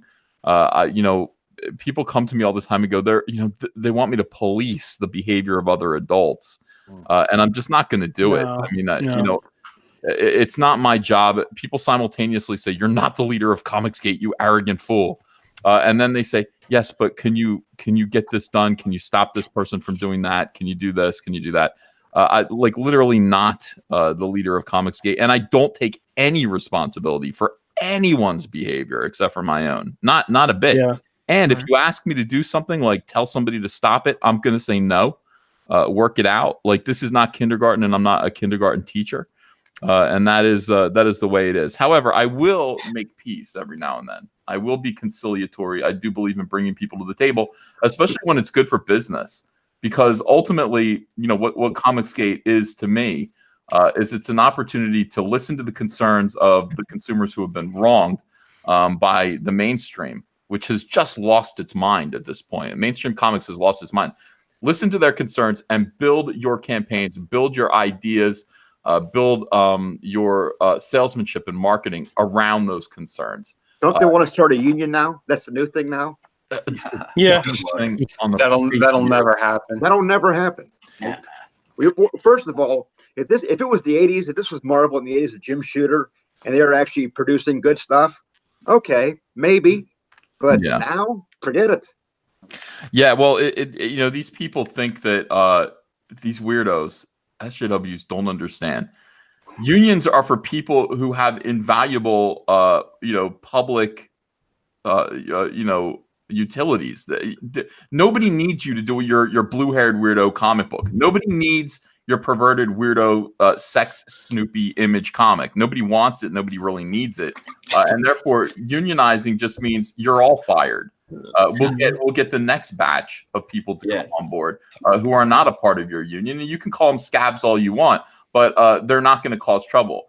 The idea that these weirdos think they're owed permanent jobs in comics and that nobody should be able to fire them for their ridiculous behavior is absolutely absurd.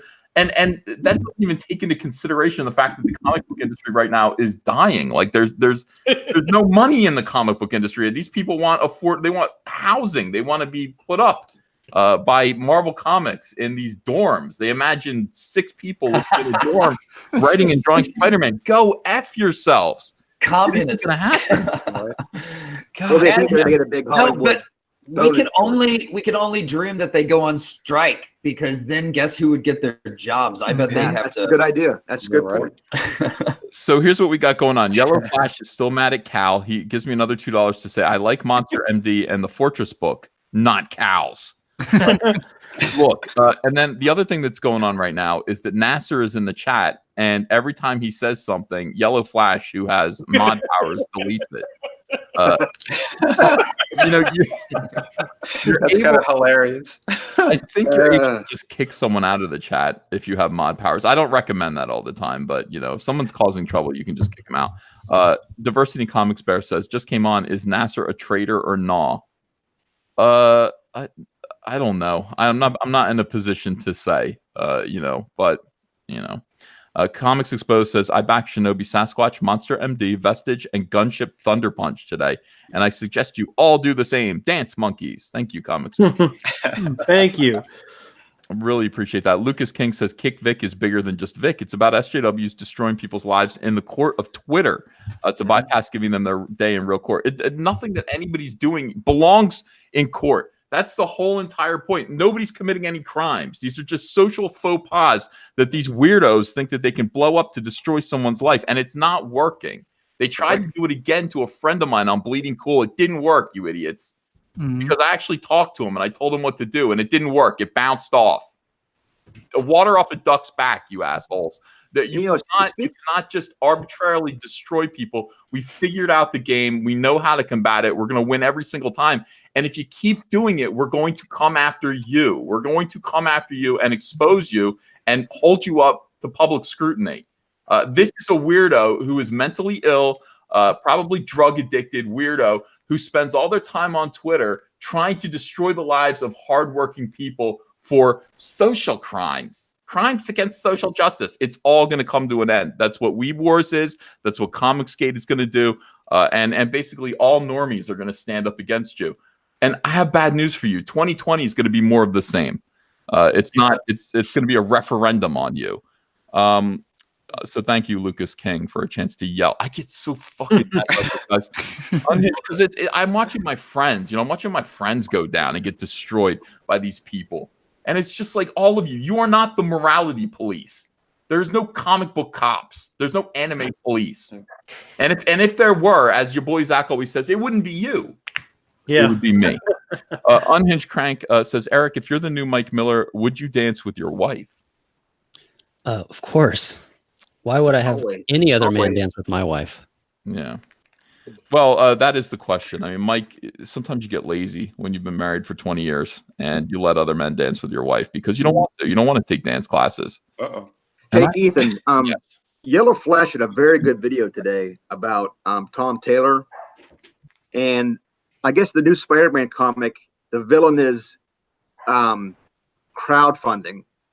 And he was wondering, and now I am too, is it poking at you guys? Most certainly. And, look, Tom, I know Tom. You twat. Yeah, Tom, crowdfunding's the future, pal. I mean, hang on to your job at Marvel and DC as long as you can. I want you to succeed. But the comic shops are closing down. And I don't want him to succeed. You don't want Tom to succeed? No, I he's do. a twat. I want what? He's a twat. No, I don't like He's okay. He's an okay guy, but he's another guy who's just social justice. When you're in that pond, you're swimming in that pond, you don't realize how diseased it is. But it's the future, and you're gonna have to kind of get with it or get left behind. Diversity Comics Bear says, can Doug get off his ComicSgate shtick? So much drama in the LBC. It's kind of hard being Snoop D-O double G. Doug can do whatever he wants.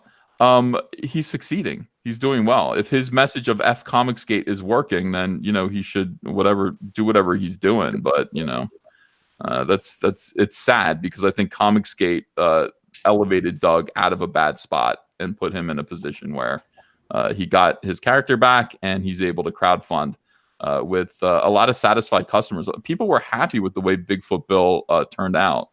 And so when you satisfy your customers the way that he did, they're going to come back. It'd be great though if you didn't, I don't know. Why would you?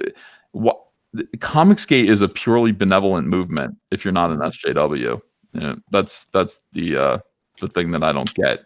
GR People says Cal blocked or implied. Cal, what is going on tonight with you? Okay, Nasser's a friend of mine. He's been really nice to me. He's backed my book. He's promoted it.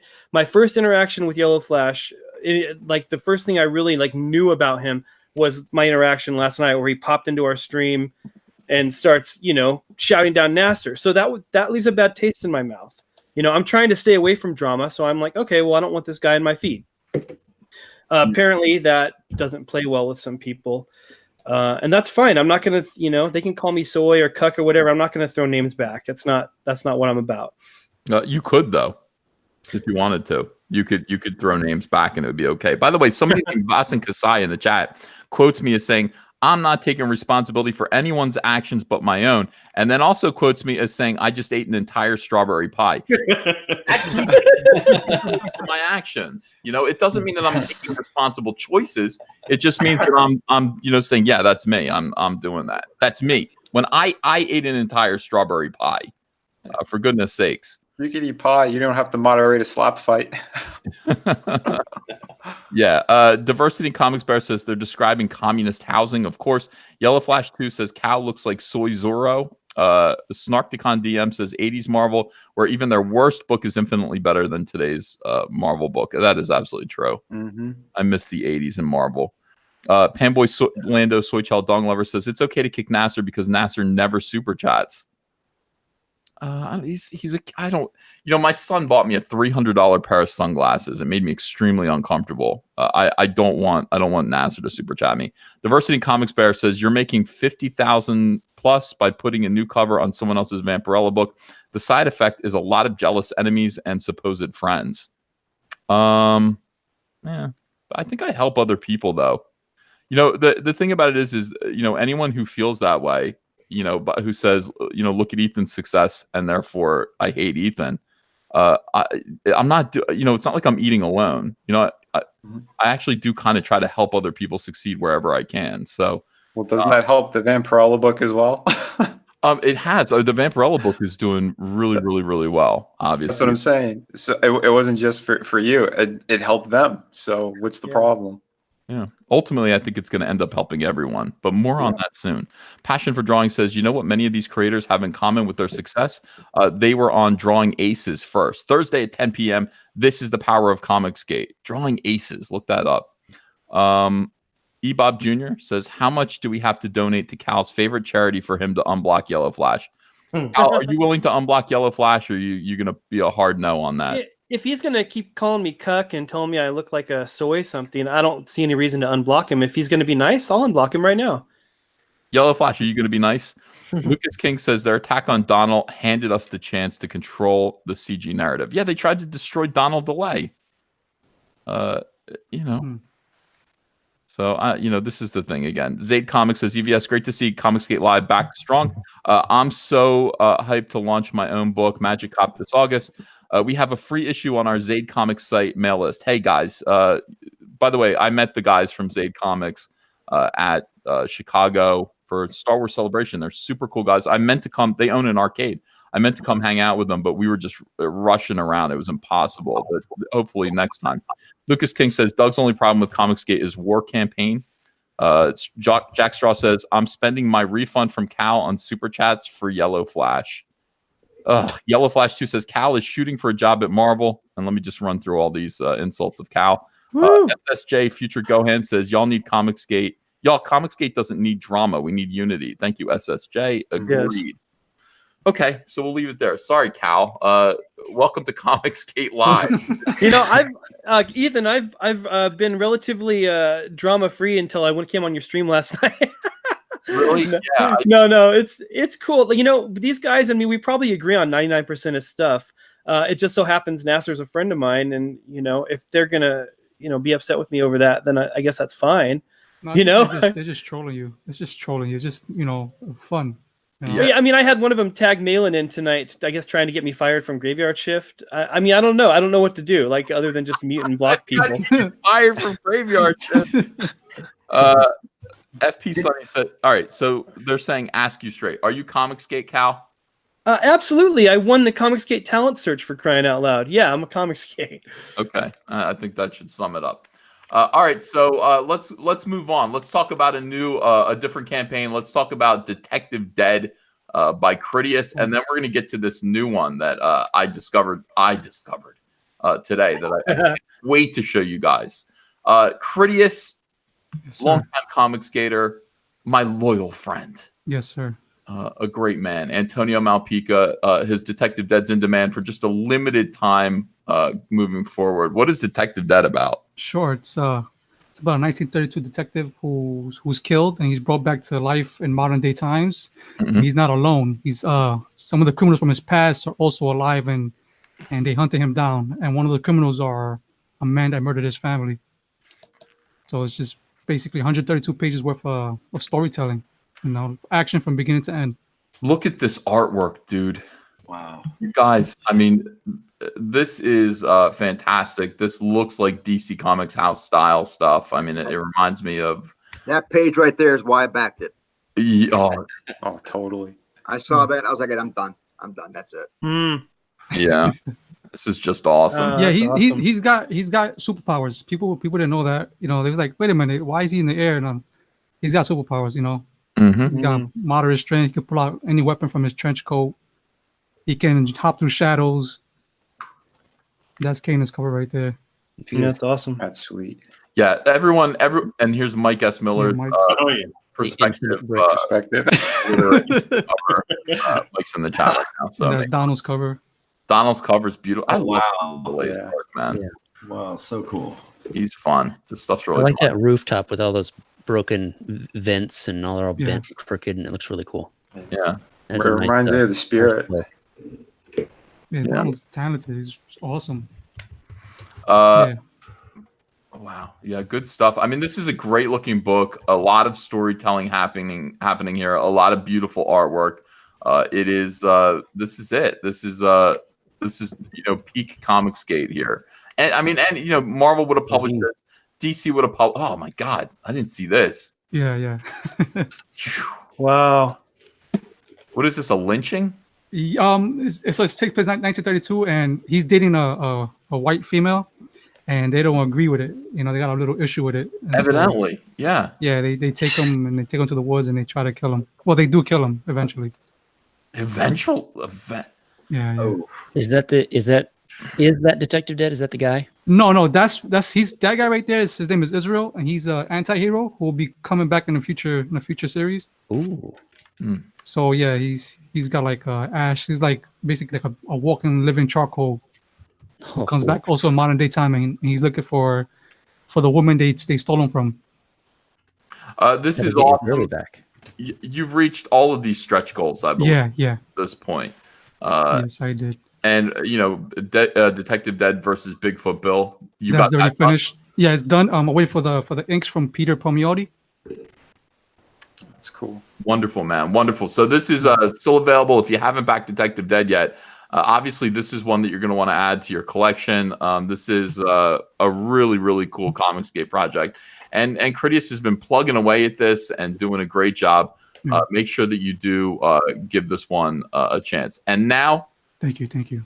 You are quite welcome. Now I want to introduce you to a new friend of mine. I hope. I try to make friends, you know. Mm-hmm. Friendly guy. I want to be friends with everybody on the panel, but it's the Wild West out there on the internet. You never know what's going to happen with ComicSgate. You could rub Yellow Flash the wrong way, and then boom, you're in real trouble. Ladies and gentlemen, Christopher Rue. Oh, hello. Now, Chris, it's nice to meet you. It's good to meet you, Mr. Van Sciver. Van Sciver.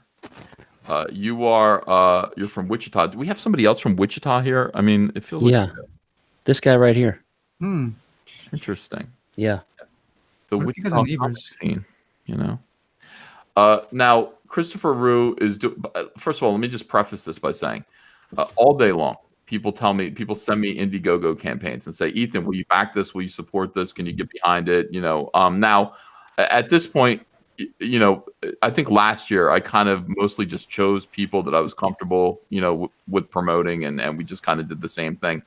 Now I'm actually looking at people and looking at these campaigns and wanting to fund and support people who and promote people who I don't even know. And you know, I look at all the campaigns, I go click over, I scroll through them and go, does this look like something that looks like it's, you know, professional? Is this something that I can honestly tell people they should be backing and supporting? Or is this still a little bit of amateur? Is there stuff that needs to be worked out, ironed out? And I looked at about 10 campaigns today. Out of all of those, I chose Iron Skies as you know, as the one that I think is the most promising and the most exciting. And I just sent Christopher a little note on Twitter, like, "Yo." Yeah, you caught me at work, and I was like shocked for a moment, and then, you know, nervous energy, and it was awesome. But I'm like, my crew's all like, "Dude, you okay? Like, are you sick?" Like, and I was like, no, it's all good. I got in touch with you. He was instantly fired. Did you take some Pepto-Bismol today? Christopher's Iron Skies says a steampunk and sorcery comic that follows the crew of the Fallen Hope and their adventures. Now, right away, just from this, you can see the book's good. Yeah. But I scrolled down and I checked this out. And is this Kanan White? Who drew this? Yeah, that's Kanan White. Yep. So Kanan White did the cover. I think I'm going to offer it both colored and black and white. I haven't decided 100%, but I think so, just because the inks are just so damn good on it. I know that if personally, I would probably want the black and white cover, so I might not offer both, and then just whoever's already backed it, I'll just find out at time of shipping or printing which one you wanted. Yeah, this is absolutely beautiful. Now look at this. That's just the cover, and you go, yeah, but Kanan's always good, you know. So what if the cover's great but the interiors are not good? And then I hit you with this. That's beautiful. Yeah. Beautiful stuff. Yeah, beautiful colors too. Thank you. Yeah. So I had no experience whatsoever with anything actually making comics or knowing people. I jumped in feet first. I was just like, if I don't do this now, I might, you know, regret it, never do it, something along those lines, just make excuses. So I found an artist. He did this awesome picture of like Colossus punching Omega Red, and they're like falling through the air. And that's when I knew that was my guy. So I hit him up, and he was like, yeah. And his name's Renan Shodi. He's from Brazil, and his stuff's freaking fantastic. And then it was good enough that when I started sharing it and he started sharing it, a guy named Dijo Lima was like, hey, man, I love your project. I'd like to get on the colors. And so I started looking at his stuff, and it's also just awesome. And so it brings everything to life. I was worried about having a colorist that might like dilute the awesome shading and lines, but nah, he's top notch. I'm so happy with my team. And then doing here, he's pushing the background back. He's actually color holding the black lines and making them purple, and it's a really pretty effect. Mm-hmm. And then for letters, I've got Mr. Eric Weathers over there. Who that is? Yeah. Eric's lettering everything. Yeah, people. Now what's this? Oh, look at this artwork, man. That's good. EVS. Yes. I don't understand how you're not pimping Eric Weathers. You know, you make a good, decent profit off him. Get you cut. Yeah, that's a thought. But this is just awesome. Now, the thing that's shocking about this, the thing that's shocking about Iron Skies is it ain't funded yet. 10 days left, and it hasn't reached its goal. How come? Christopher, are you ComicSGATE? Yeah. So Why? Why? Because there's no way I could put out a product that I was happy with if I went anywhere else. Even if I could get somebody to like take notice of me and of my writing and my team that I've assembled, I do not believe I could do it without being censored or something of that sort. I've been ComicSgate before I even started writing, not before I started writing the story, but before I started writing it in comic format, because I knew from listening to your boy Zach, from listening to Yellow Flash, I knew that was the only route I would be happy with. And then when I started listening to you on some of your stuff, it just made sense that with everything else being a cesspool for comics, basically, this was like the ship that was going to kind of, make it out. And I never was a fan of censorship, not really back in the late 80s, early 90s, and really not now with this new breed of it either. So the biggest reason that I am ComicSgate is because I have faith in what ComicSgate means, and that's simply that I can put out a product and all they demand from me is professionalism, and the only agenda I have to push is entertainment. So that's what it is. That's awesome. all it is. How could anybody disagree with that? That's the thing. I mean, all you have to do is say, look, you're not going to get hit with my politics, my religion, my personal beliefs. That's the thing. And I'm not going to abuse you on social media. I'm not going to, call you a Nazi. Just do good work and don't call people Nazis. That's ComicSgate. And Iron Skies, this is one that fell through the cracks as far as I'm concerned. It's been funding for 20 days. And we're not even at goal yet. Guys, we got to get this one funded tonight. If you're listening to me now, and I'm not live, you're listening to the repeat. Iron Skies is in the. Can you guys see it? Can the chat let me know? Can you guys see it in the description? The link, because I put it in there. I just want to make sure the link works and all that stuff. So if the chat would let me know. Yeah, go in there and fund this comic book, and let's get this to $10,000, and let's do it really, really quick, because not every Indiegogo campaign deserves to be funded. This one does. This one deserves to succeed beyond Chris's wildest dreams. He seems like a nice guy. He's from Wichita, so I have a good feeling about that. Good people. Yeah, people are saying, I see it. Yep. When you click on it, does it work? Let's get this one to 10,000. I'm going to give you guys time in the chat to get out your pocketbooks and back Chris and get him to where he is. Because what is this book just not going to happen? What are we going to let this one not get funded and not happen and be a part of ComicSgate's success? No, of course not. We have to get this thing funded and get it funded right away. It is very, very, very important. And on that one, actually, it's actually not that it won't get funded and won't get made. It would get made. It's just I'd have to sell my car and go because it's a flexible goal, and I'm already too far deep into making it. So damn, I'm sorry, Chris. Somebody just said show the art in box 6, and I just clicked over. Jesus. Yeah. So use my profanity. Big deal, guys. This is my 2-page fisheye combat scene. See, that's what enrages me. This guy should be working for Marvel or DC easily.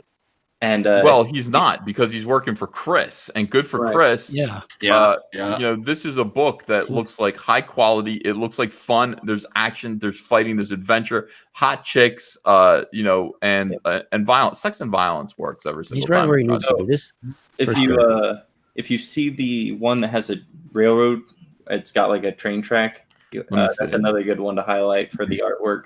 Here's like a half-finished page. This is what the process looks like. Pretty. Wow, look at this. This Wow. is so, whoa. Oh, there we go. Cityscape. Amazing. Yeah. No, that's awesome. This is going to take you to a whole other world. You guys are going to enjoy reading this. Leo Breaker 49 says, good morning. I found Iron Skies a few weeks ago, but couldn't spare the cash. I'll be backing you on payday. Excellent work, Chris. Thank you very much. Yeah, I think a lot of people are planning on doing that. Here. The this is the art that just makes me want to hang up my pencils and just, all right, I'm just lettering from now on. It just makes you want to do better. Chimera Comics says, Mr. Mediker says, all pie is filth, eat cake.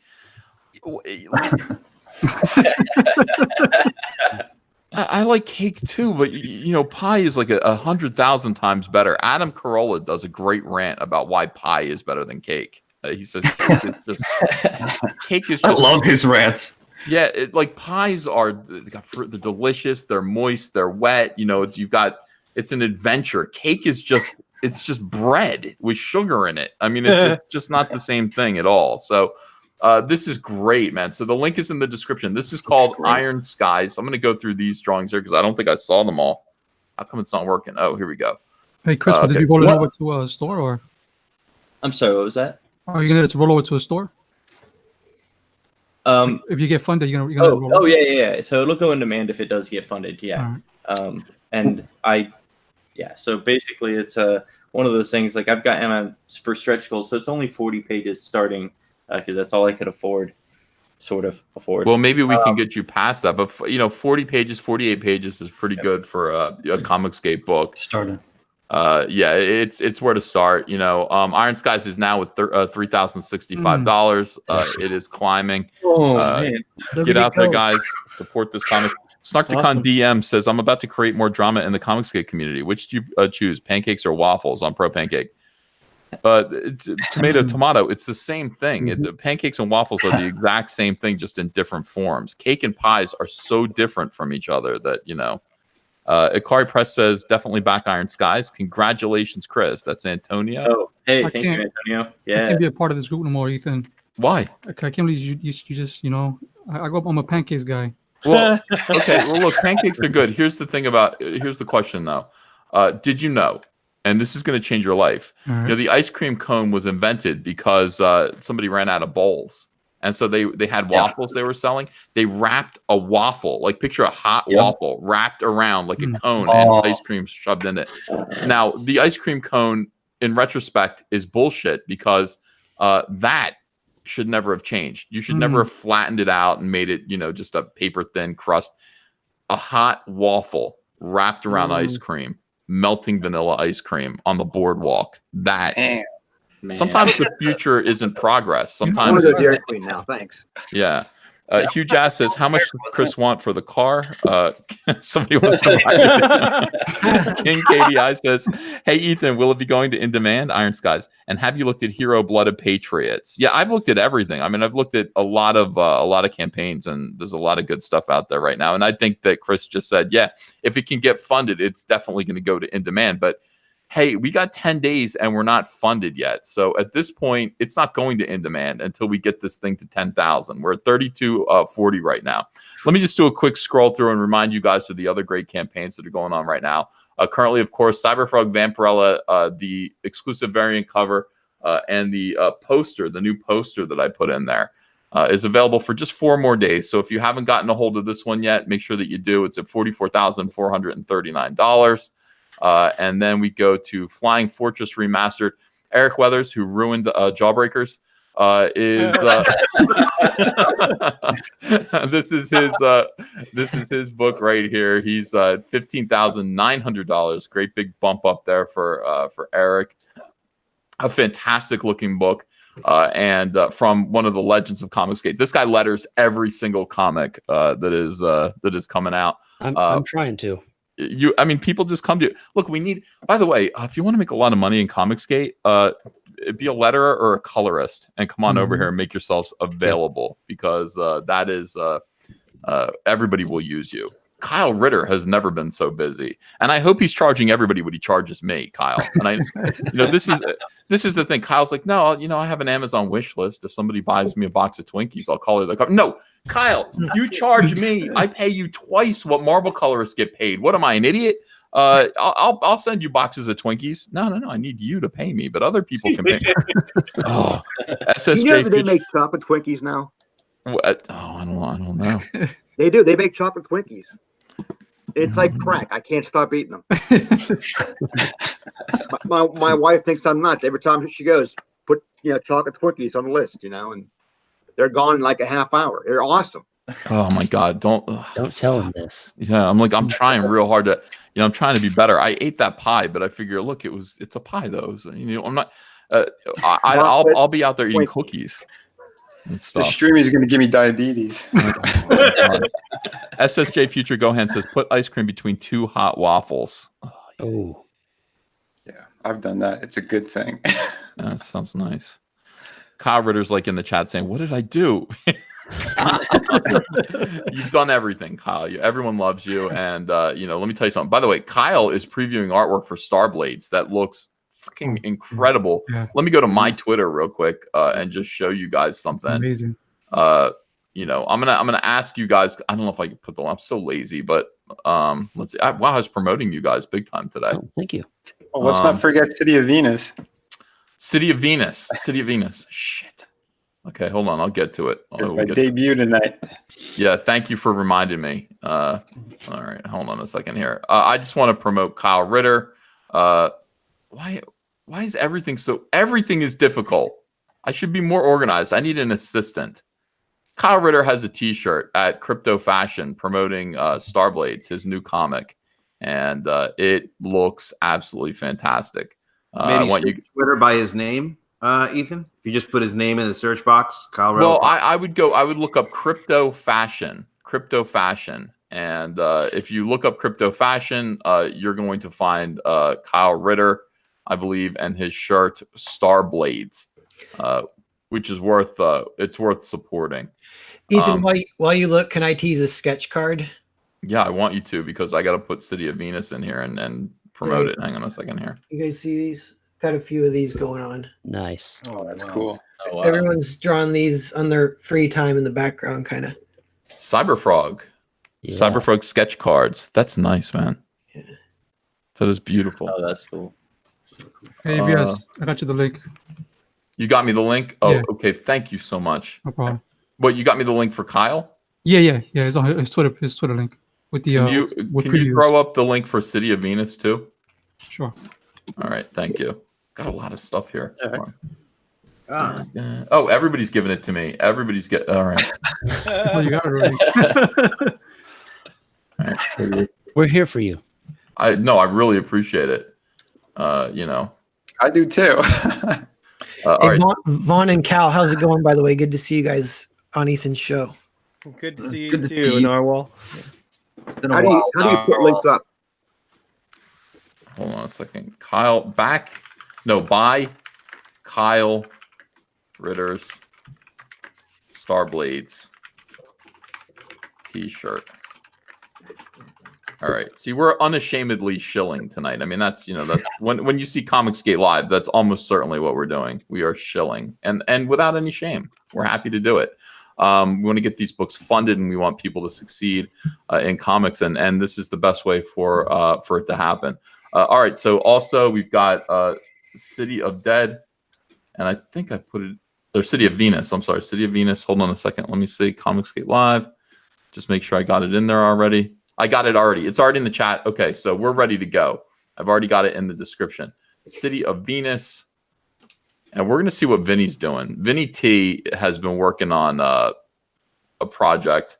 And, this is a comic, right, Vinny? This isn't just a sketchbook? Yeah, this is a comic. The other night I had the art book. It's in demand right now. But I got pretty psyched for yesterday and everyone's campaigns and stuff. So I said, you know what? I'm gonna launch this now, because I was gonna wait. But I pulled the trigger tonight. I was working on it all day. So. This is City of Venus, post-apocalyptic sci-fi action thriller. It's a mysterious female lead and scavengers looking for survival. Tell me what this book is about. Give me more detail than that. Well, yeah, it is. It's a post-apocalyptic future where technology is pretty much dead, except for this floating city. And it's the floating city houses like this ultra elite. They're scientists and like the most brilliant engineers, because they want to keep themselves above all others. And they've been doing it for centuries. So they have this unique power source that's keeping them afloat. And pretty much anyone who is survivors, they've experimented on, and they're mutated, they're sick, and then underneath that you have like there's a small group that's still alive, and they're pretty much just trying to stay alive. And then we follow this this female character who just kind of pops up out of nowhere, and she has like memory issues. She doesn't know what's going on or how she got there, because the world she came from is a little bit different. But I'm going to get more into that in issue 2. But this one, I just kind of wanted to throw the audience into it with the main character. I want them to be kind of lost and confused at first, but then you see like where the story goes. And this power source that she has as well is connected to that city. So wow, dude, this looks phenomenal. Killer art. Yeah, I did everything. You put a lot of work in this. This is pencils, inks, and colors. Yeah. By you, right? Excuse me. Yes. Yes. You're getting a lot of F's in the chat. Why? It froze up. It started loading. Are we back? No, not yet. Have you been hacked? It's frozen on my face. It's frozen on your face? Still says live. That's weird. I can see Adam. Oh wait, hold on. Oh, it's in refresh. Everybody refresh. Yeah, everybody should just refresh. That's what I'm gonna do too. Oh, yeah. No. Yeah, for me it looks good. I'm watching it on my iPad. It looks all right to me. Are we good? Everyone's okay? Yep. We are back. Okay. The audio died. Oh, we got to start over again. Vinny just spent all this time talking about his book, and I don't think it worked. Vinny Tartamella's comic book. Vinny has been ComicSGATE for a while. He's been doing sketchbooks like The Art of Vinny Tartamella, but he's finally putting out a story. By the way, it's a lot easier to do pinups than it is to tell story pages. When you're doing a story page, you've got to do. Look at this. This is 1, 2, 3, 4, 5, 6 panels. Well, I did have another campaign. I had Through the Woods. That was my first campaign. Right. I remember now. Yeah, and I did fulfill all of my backers, so I didn't hit my goal, but I made enough where I was able to get the books to everybody. So they got a completed series right off the bat. And then I did the art book, which is in demand, and now I have City of Venus, which I wrote, drew, penciled, inks, colors, everything. This is great stuff. Do you use when you're drawing like this? Do you use a lot of photo? You don't use photo reference too much. It doesn't look not like, really. No. Yeah, this is and I admire that. A lot of people are just kind of this day and age. They're kind of bogged down by photo reference and models. You're just drawing this stuff, man. You're a real old school artist with a fresh new style. Thanks, you're man. great at drawing women. Great at drawing women. We have a lot of thighs in this book. Yeah, that's why I have the art book on one of the tiers as well, so you can see more of the hot chicks that I do. Because I got a good section of pinups in these books. Yeah. Dang.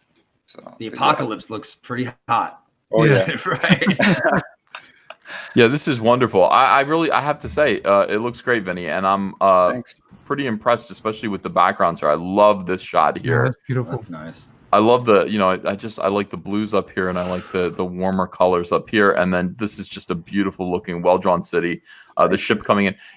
People say, where did Vinny start out? Vinny's been doing work for every major company, and one of my favorite guys in the world, Todd McFarlane. You did toy designs for Todd McFarlane, huh? Yeah, I was the lead designer at his toy company for a little over a year. But yeah, I mean, it was crazy working there, but you learn a lot. Everything moves fast. I got to work on a lot of different things. I work with Kiss. They have like not just the toys, they even did busts at a time. I got to design the samurai stuff. I mean, just a ton of cool shit. Vikings, I did the whole Viking Age line. Tortured Souls with Clive Barker. Yeah, a lot of fun stuff. Wow. Yeah, just great work all around. Vinny's doing comics. This new book looks pretty sexy. It looks like fun. Good sci-fi. I'm gonna say Resident Evil. Makes me think about Resident Evil, at least from what I can see. It's like Resident Evil in the distant future. Yeah, but this book's gonna have a lot. There's gonna be like some mech things in here too. I mean, it's gonna be crazy. A lot of fun stuff. Anything that I kind of liked or influenced me over the years, I'm putting into this book. So yeah, this is awesome. Totally awesome. Everyone, back City of Venus, Dead City. City of Venus, Dead City. It's in the description. And if you like this, if you like the way this book looks, absolutely throw some support behind it for Vinny. He's at $595. We need to get to $2,500 for this book to be funded.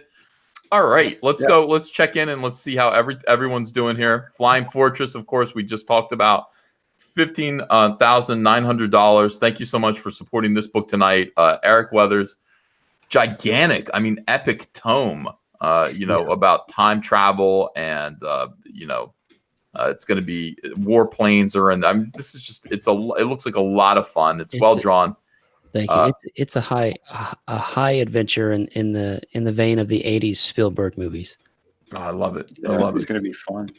Yeah. Did I get everyone, by the way? Oh, Narwhal's here, by the way. I just see Narwhal's mask sitting Narwhal, how are you doing? Hello, I'm good. Thanks for having me. I'm excited to see you. I know you don't have a book right now, do you? You're wrapped up. Actually, Earthbound is still available. There is a campaign for it. So maybe I'll do a quick pitch for it. I got the hard copies right here, so I can show you guys. Oh, hold on a second. Let me put the camera on you. So here's like the softcover proof that came through. And here's the sketchbook. So this is 148 pages. The sketchbook's 48 pages, and so I don't know. It's thick if you put them two together. That's a $65 tier to get them both. Earthbound. Narwhal is, by the way, Zach always talks about Narwhal. He's like, I want to hire him. And I'm like, yeah, I want to hire him too. Narwhal is one of the most expressive and exciting illustrators that I've ever seen. His work just man, it's animated. It's alive on the page. It actually moves on the page. I'm trying to like create a brand. It's the Narwhal brand, and it doubles as a lifestyle. So if you need fitness or dating advice, come to my channel. I want to introduce everyone to Brian Urso again. Those people in the chat, I think we got over 1,000 people watching right now. Everyone, this is Brian Urso. Brian is we got 806 people watching. Brian Urso is a musician. Look at your guitar collection. Yeah, my wife has the patience of Job. That's all. That's all. You got to be joking. You're not in the shop. That is your collection. No, this is my studio. I this is where I do my parts, and then I take it to my buddy's place, and then we do his parts, and then his buddy's place, and but my band's name is Gideon's Mob. We're named after two of Grant Morrison's characters, Gideon Stargrave and King Mob. Sort of the same way that Syd Barrett took Pink Anderson and Floyd Council and made Pink Floyd. So we did that with Gideon's Mob. And it's progressive rock. It's not everybody's taste, but we're like a harder version of progressive rock. We're not as heavy as Dream Theater, but we're not as soft as like Moody Blues. But I love them both though. So are you as hard rock as me and my Butter song? Nobody is as hard rock as you. Hell yeah. Hell yeah. That song is badass. Bust out a guitar, bust out an acoustic or something like that. Let me see. I want to hear Brian play. This I just got yesterday. This is a Randy Rhoads model. Oh, it's beautiful. And then this is one I handmade myself. Oh wow. That's Flying V's. That's Warmoth wood. That's Seymour Duncan pickups. I have the headstock and then the bridge and that. But this is our album. Yeah. Called self-titled Gideon's Mob. We're on Amazon, iTunes, Apple Music. Where else? Google Play, Spotify. I forget else. But I love this channel because I'm a comics skater. I've been collecting comics since 1977. Wow. And my wife is very patient. That's all I gotta say. Bust out an acoustic. Let me hear you play with it for that dog. Hold on. No, that's not an acoustic, Brian. Come on. I don't know as much about guitars as you do, but Well, if it's not unless it's plugged in. I mean, he's gonna have to pick one from 30 acoustic guitars he's got lying around. What is that? That's nice. This is this is by Gretsch. This is like a Wild West cowgirl guitar. It's only $135. It plays like a $1,300 guitar. It's beautiful. Jeez.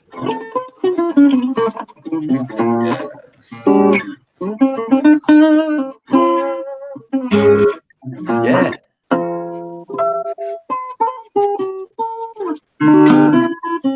Do you guys have a request for Brian? I wonder if anyone in the chat can you take requests? Well, I haven't warmed up, so I don't know. Yeah, a lot of people are saying they just downloaded your album. People are checking out Gideon's Mob. You can download it on iTunes. And we have a track. Roundabout. Brian, Yeah, your we have a guitar track sounds out of tune. Called Mother Box, and it's about 7 minutes long, and it's all about apocalypse and dark Jack Kirby's Fourth World. This is my puppy, by the way, Emma Peel. Emma Peel, nice. All right, so people are requesting that you play Freebird. Can you play Freebird? You know what? I can't. I haven't played that song in years. The last time I played it was 1999 for a student. That was it. Can you play My Butter song? No, but I will learn it. Next time I'm on, I will learn it perfectly. I promise. All right, so what can you? People are wanting you to play Freebird. People are asking you to play some Iron Maiden. I can play some Maiden for you. Hold on. Go ahead. It's the musical portion of the show. Somebody's requesting Despacito. What the Play some Justin Bieber. My favorite. This is my my Steve Vai. I don't know why your dog is stressing me out, but he kind of is. And I love your dog, but I'm worried that he's going to get hit with a guitar. I don't know why. She will sit in the studio for hours and just listen to me play. It's hilarious. Okay.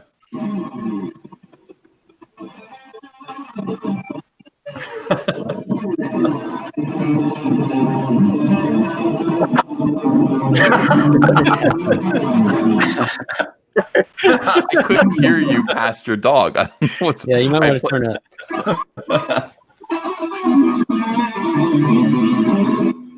Damn.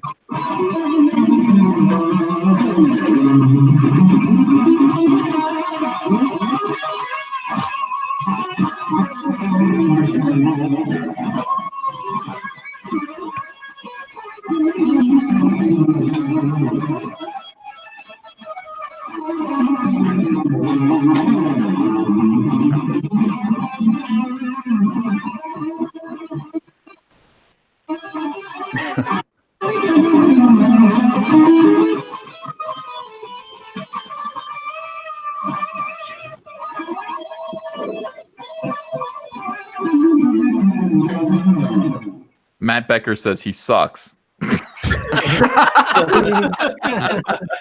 Brian, you're awesome. That is fantastic. Wow, so man.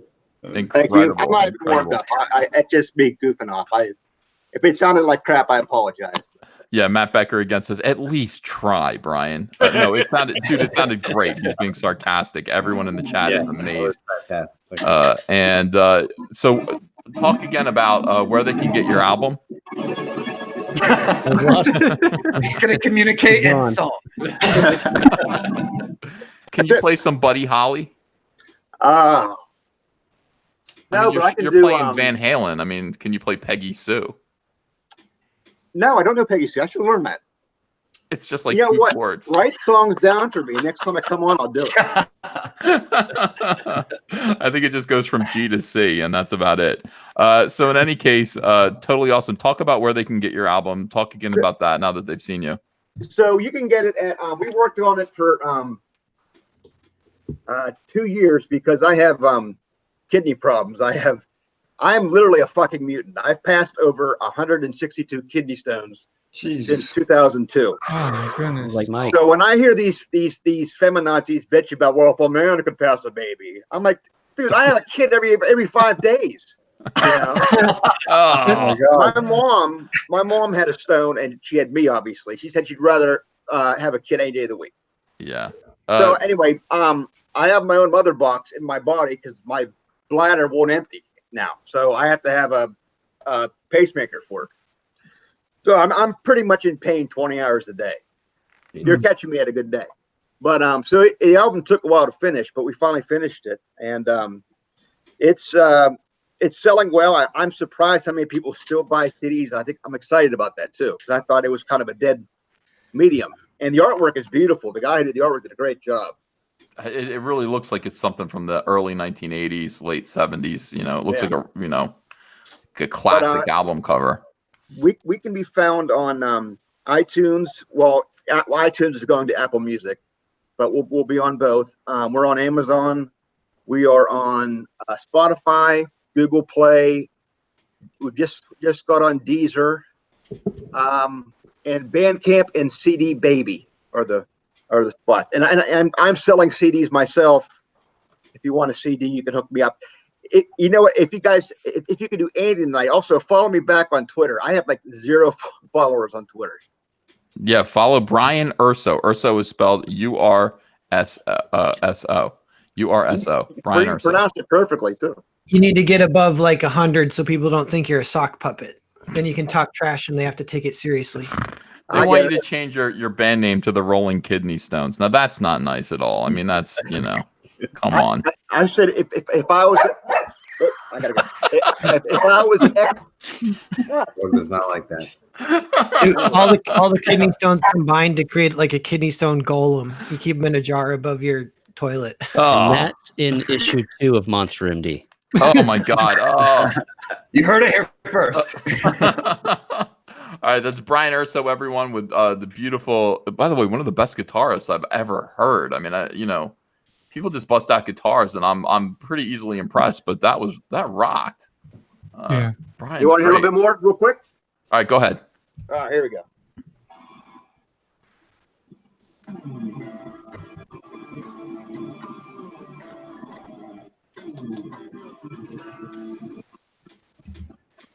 We need more volume at 2 in the morning. Yeah. You're too quiet. Crank up the volume. It's cranked for him. He can't hear us. He can hear us. Look, he's still playing. I can't hear anything. I think that his mic can't pick up the weight of the sound, I'm guessing. I can tell it's good though. Yeah. It looks like Your it sounds positions good. look good. Brian, can you hear me? Crank up the volume. Nobody heard anything. They just saw you. Well, you know what? Hold on. I don't have Your the. rock and roll lips. Yeah. You hear that? Yeah, but louder than that. All right, hold on. My wife's sleeping. I don't want to get her mad. I know. It might not be worth it. You to might wake be up your sleeping wife. with Rush tonight, but- Brian. There you go. Right. Is that better? Yeah. Yeah.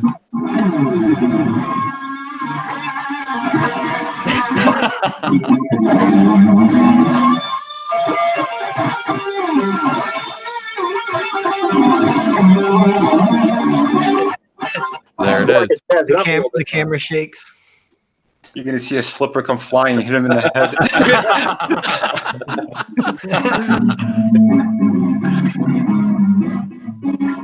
I will brag about one thing. I'll brag one thing.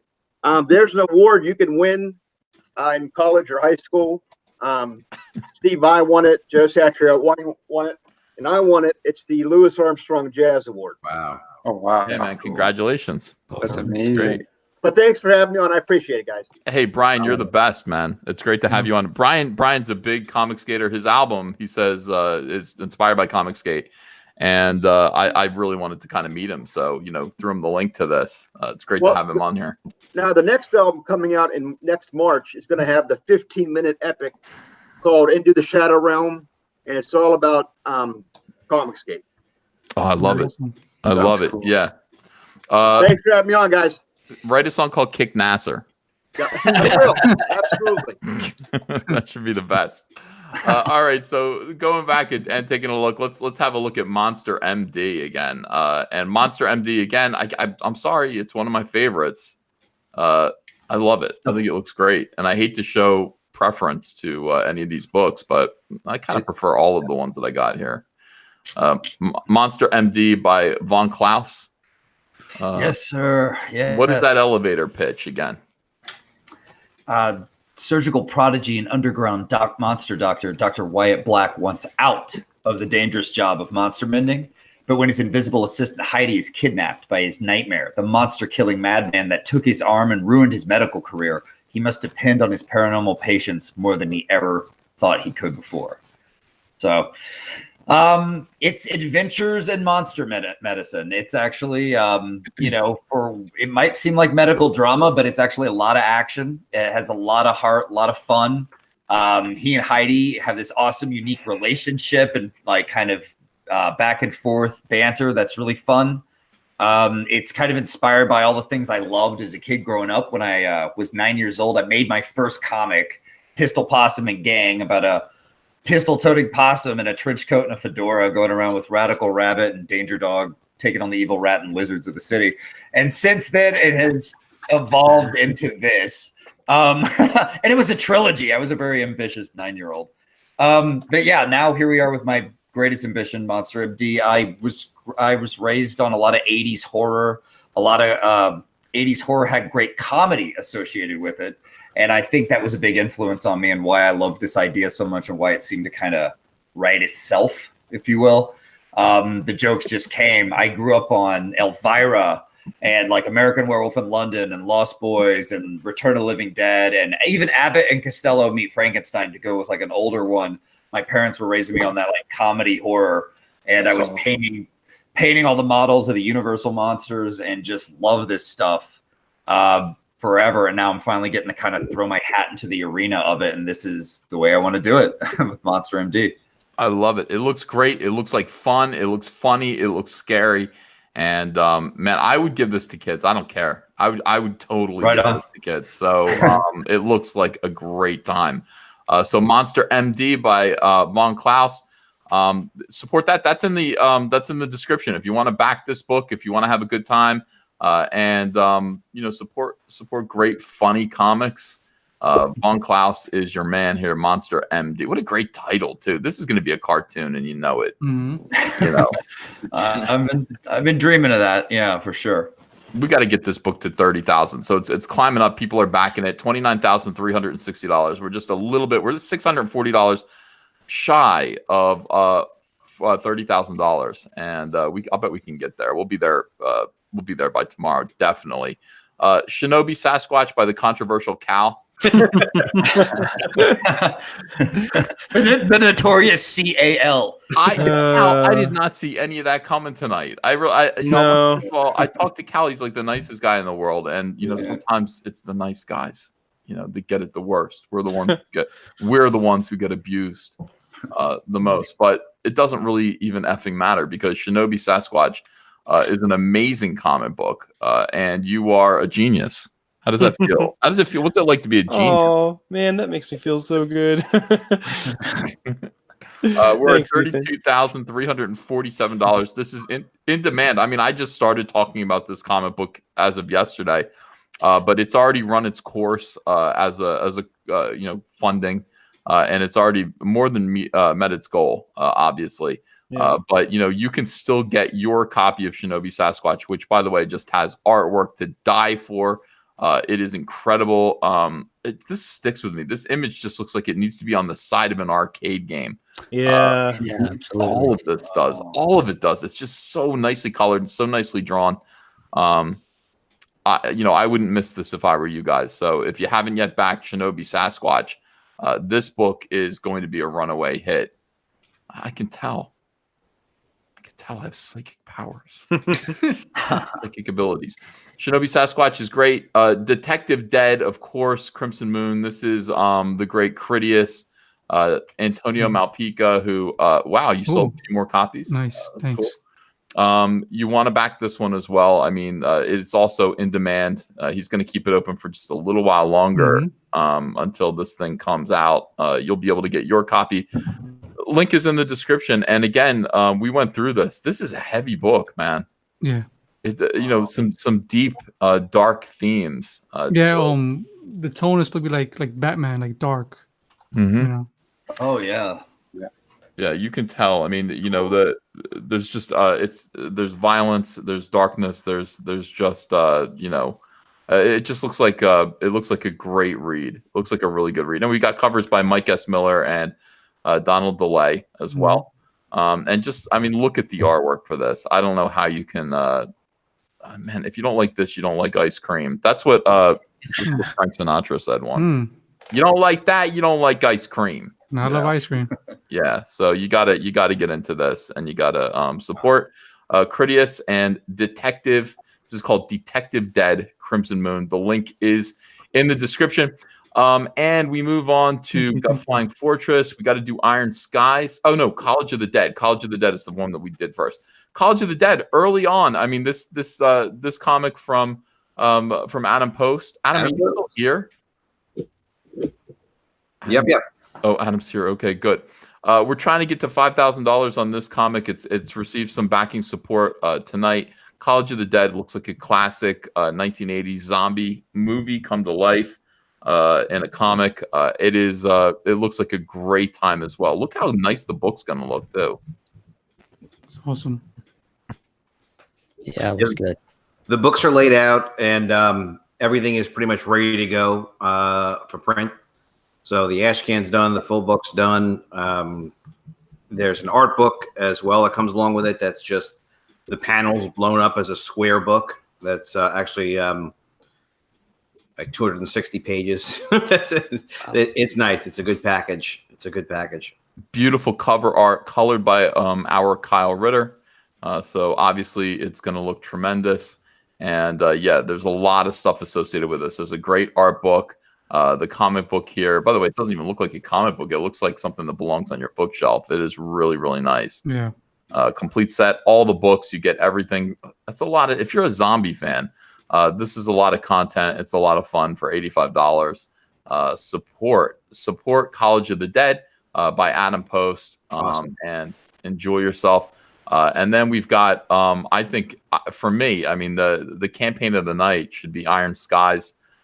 Christopher Rue, who I just discovered. I mean, I didn't know about this book, but it's been funding for 20 days, and he's not at his $10,000 goal yet. This is the one that I most want to see get funded. $3,390 right now. It needs to get to $10,000. It's got 10 days left. So, I mean, share this link. Show people this comic. I honestly don't know how a book that looks like this hasn't been funded yet. We got to get this thing done. We got to get this moving. Let me look at the goals just to make sure there are the tiers and the perks. For the troops, $65. Signed comic and poster for $50. Original art. What are you kidding me? $100 for original art? What is going on, Chris? I don't know. My biggest spike so far has been from Antonio Bryce. Actually, he was like the first person to kind of hit me up because I just, like I said, been kind of screaming into the Twitter void.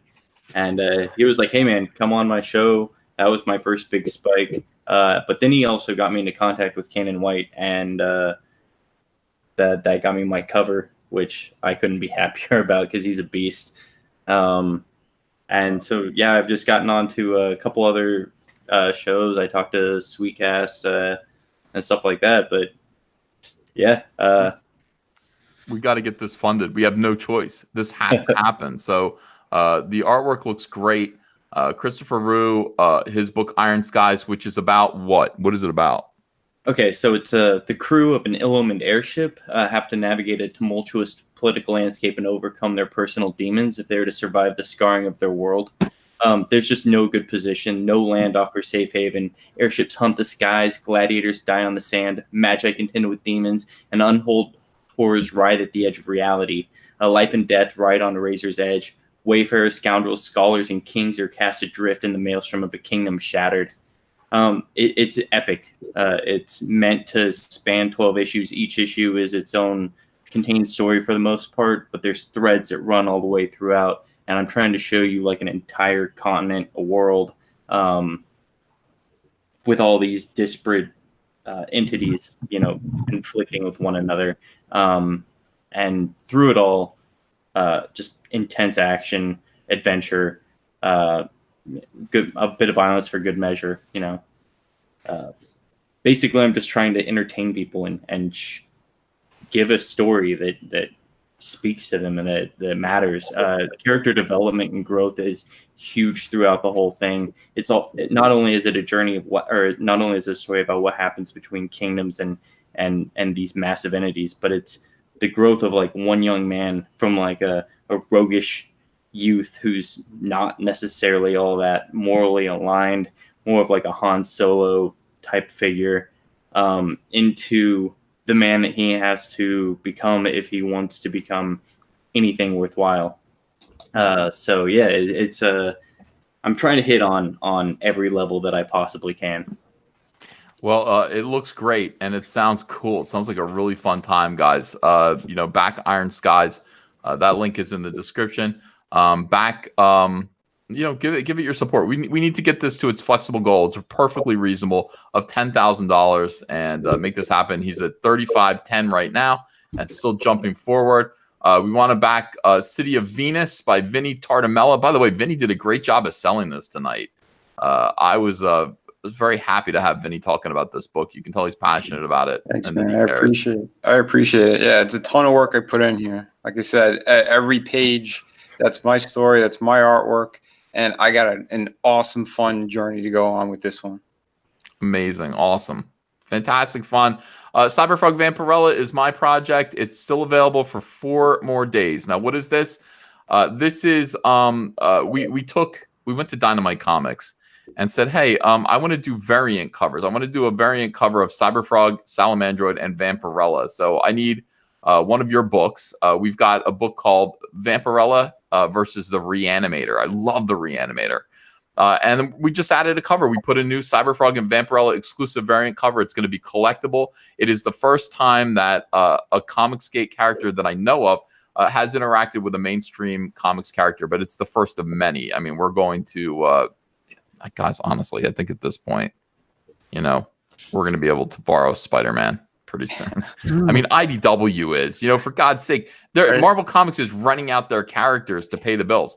Why don't you let us have them, you idiots? Let us have these characters. Let us do them, and let us try to do justice to them because, look, we don't have agenda except for exciting stories and making money. So it tends to work. CyberFrog and Vampirella, Dynamite Comics right now, in case you don't know, Dynamite Comics, they're putting out Vampirella #1, a brand new Vampirella series written by Christopher Priest.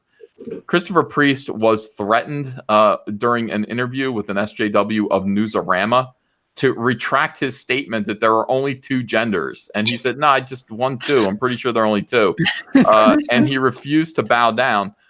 And that was so admirable. That was so amazing. And at the same time, when I talked to Dynamite Comics and said, can I do this cover? SJWs went out of their minds. They totally lost their minds over this. They threatened Dynamite Comics. They said, you're going to have to put a content warning that a Nazi is doing comic for you. I'm not a Nazi. You're total scumbags. So Dynamite Comics said, that's nice. That's nice, children. And shut the F up. We're trying to make money. And that is, they stood their ground. Because of that, we're doing the CyberFrog and Vampirella exclusive variant cover, and then other things past that. I'm excited about doing more variant covers for Dynamite. If you want a piece of this history, and if you want to reward Dynamite further than how people have already rewarded them for this, back CyberFrog and Vampirella, this exclusive variant cover. The link is in the description. If you don't want the comic, maybe you just want the poster. This artwork as a beautiful high quality lithograph will be sent your way. That is available as well just for the next 4 days. I just launched the lithograph yesterday for the last 5 days of the campaign as a nice little bonus. So, support that. Dynamite Comics, Vampirella #1 has sold 130,000 copies. It is, if it came out last month, it would be the #2 comic book on the charts. Wow. I believe it's because they don't listen to SJWs. They listen to what customers want.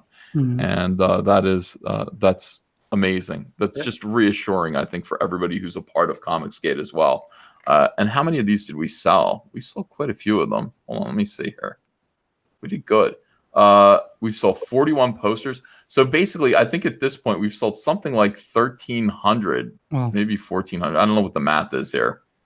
Pretties, can you do the math really quick? 542 plus 483 plus 352. It seems like it might be 1,400, but I can't. 1,400. It's about 1,400. Pretty close. Yeah. Yeah. That's exciting. That's amazing to be able to sell that many variant covers. And Dynamite's looking at ComicSGATE. Yeah, they're happy with what we're doing. They have a great direct-to-consumer business like nobody has through the Dynamic Forces, right? Dynamic Forces, I think, built Dynamite. Dynamic Forces used to be a collectibles only, shop for signed comics, variant stuff, specialties. through the direct market, but also direct to consumer. You know, they were on like QVC. They used to be on the QVC, and the president of Dynamite Comics would be out there like, "Hey, I got an Alex Ross litho with a remarked Alex Ross sketch on it. We've got 500 of these. We're selling them for like $300. Boom, we're sold out. Moving on." And you know, this guy's always been able to make money. He's always been able to read the market, and you know, yeah, they're taking a look at what we're doing and kind of going, yeah, I kind of think that, you know, crowdfunding and stuff like that is kind of the future. And also, we think CyberFrog's cool. So this is good news. It's good news for everybody. And mostly it's good news for just the comic book industry as a whole. Healthy. Money. Let's start paying attention to what sells and stop paying attention to people and their politics. So 1418. 1,418 copies? Yep. Nice. That's great. That's terrific. I'm very happy with that. Splendopia says, if EVS could do math, he wouldn't be a 5XL. Oh, There it is, the 5XL. These guys are harsh. So, I mean, you guys think you come on the show. Yeah, you might get beat up by these guys. How do you put up with this? How do you deal with that? I cry every night. You cry every night I cry myself to sleep. Cry and you write songs. Between them and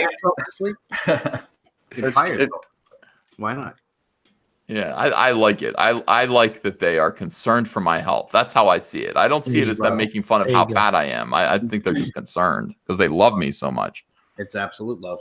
Sure. CyberFrog Bloodhoney team up cover still running. We're gonna run it for a little while longer. The book's at the printer, and I just kind of anticipated how many I think we're gonna print. But you know, if you want a copy, you can still do it. We'll shut it off probably in like 3 weeks.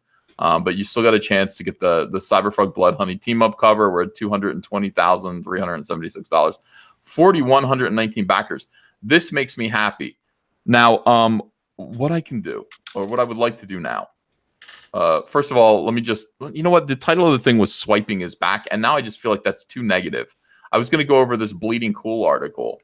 Where Bleeding Cool just basically looked at this Transformers artist, and he went through this guy's entire career, and then pulled out where he stole the artwork from, and I was just like, wow, like I haven't seen that happen in quite a while, like swipe files. But I used to love swipe files because, you know, it is funny to watch an artist get caught stealing something. So, you know, he'd be like, here's a copy of here's a picture of Optimus Prime in Starscream. Here's where Optimus Prime's head was swiped from. Here's his body. Here's his leg.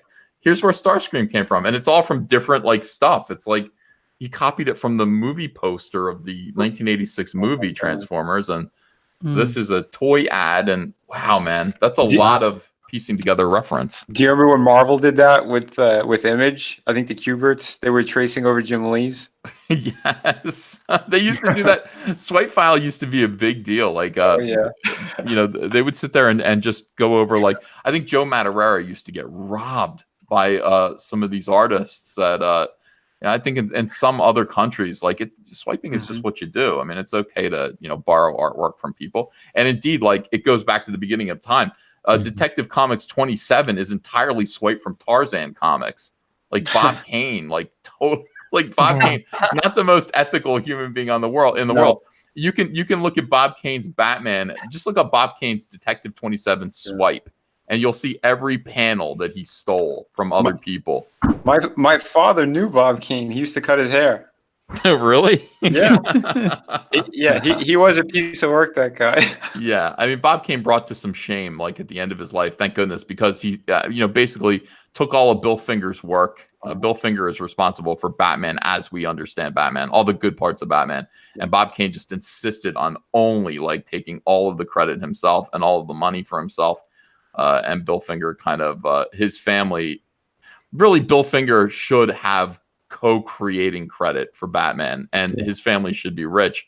DC Comics kind of came to that conclusion recently, that Batman is going to be created by Bob Kane and Bill Finger from now on, which means if Bill Finger has any relatives, any living relatives, they're owed a big fat paycheck. And that is what happened. They found that Bill Finger had like a granddaughter somewhere. Everyone else is gone, but he had a granddaughter, and they gave her a lot of money. So I think there's a documentary about that on Netflix. Cool. Here's what I want to talk about. One more thing before I let you guys go. Do you care? Are you guys bored? You can leave if you want to. If some of you guys want to go to sleep, you can do that. I am so excited about this idea, and I meant to talk to your boy Zach about it. I took a nap. I never got to talk to him because I'm just like, dude, Jawbreaker's toys, CyberFrog toys. And he's like, well, you know, what do you mean? I have people coming to me saying, hey, we can sculpt CyberFrog toys. We can design them. We can make, you know, great stuff. You're just going to have to figure out how to do it. And I've talked about it briefly, like online on Twitter. Like, what do you think of this? Somebody sent me to look at these campaigns by Four Horsemen Studios. Are you guys familiar with these guys? Yeah, they used to run McFarlane. They were the guys who left. Is that right?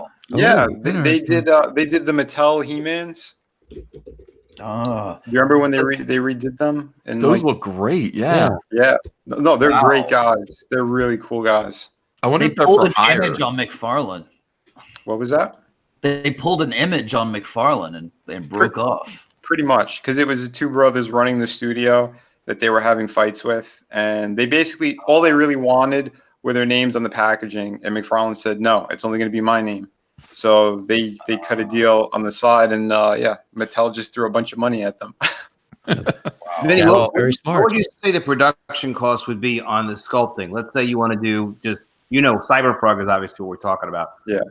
What's the cost of a sculpt, you know, to not be doing it in partners with someone, but just to straight out work for hire, pay someone doing a phenomenal sculpt that could be utilized for a McFarlane Toys level figure, because obviously Ethan doesn't want to go, you know, he's not going low quality. But you know everything about this, Vince. So this is like, you're the perfect guy. Yeah, well, because cutting steel is the big thing. So if if you're going with a simple kind of design and stuff, because they got to cut steel for each joint, each arm. So let's say like the forearm to the wrist, and then the fist itself. Those are two separate pieces. So it's going to vary on that. I mean, that's thousands of dollars just to do like one arm. A prototype could cost like a good $40,000. Wow. That's so expensive. Why is it $40,000? Well, it depends. Well, you're cutting steel in China, so it's like those molds and stuff. Like when they burn out, they got to cut them again. So is it like injection molding? Say that again. Sorry. Is it injection molding? Well, it depends. I mean, I never went to China, so I don't know the exact process that they did, but yeah, but from what I understand, there's a lot that they have to do. So like, even like with Todd, if you remember some of the figures that were starting to get like more popular, he wasn't putting a ton of joints in, so they'd have like it was a fixed pose, and they try to be sneaky about where they were going to put the cuts in the piece. So let's say there's like a Spawn with a battle axe, and he's kind of like twisted. They would try to get like maybe the cape, if like more of like a statue kind of a pose, it'd be easier. So let's say if maybe like one arm's up in the air, that arm's going to get chopped at a certain point so that it's kind of seamless. You know what I mean? There's ways of working around it, but if you're going to go multi-jointed, yeah, the price is going to go up. All right, what about like a statue? A statue is a lot less for a prototype. Yeah, I was talking to, I don't know, Tony, whatever I forget his last name. Actually lives here on the island, and he did the Adam Hughes statues. He did like that really hot Mary Jane Adam Hughes statue. He was talking like $5,000 or something like that. Was that right? Yeah, well, yeah, it depends. The busts and stuff are going to be way cheaper. If it's a simple statue, like a Dynamite statue. Well, because there are some crazy ones. Like if you look at the sideshow ones, they go all out, crazy super wide poses. And, yeah, so that's why they're so expensive. But yeah, the ones that are simpler, like if it's like the cheesecake ones, or like a girl just kind of standing in a neutral pose, like just like with the hip out or whatever, that's a simpler mold, so it's gonna be cheaper. Well, I've got a lot to learn about this. I'm talking to some people. I look at, first of all, I'm doing a line of toys. I'm doing a line of 4 CyberFrog toys. There's going to be CyberFrog, Heather Swain, Rumblebee, and then between the 3 of them, a Build-A-Figure, a 2-scale Salamandroid. Nice. I'm figuring out what pricing should be. I'm getting sculptors to do it. And the question is, how do you do a campaign to crowdfund these? How do you sell these?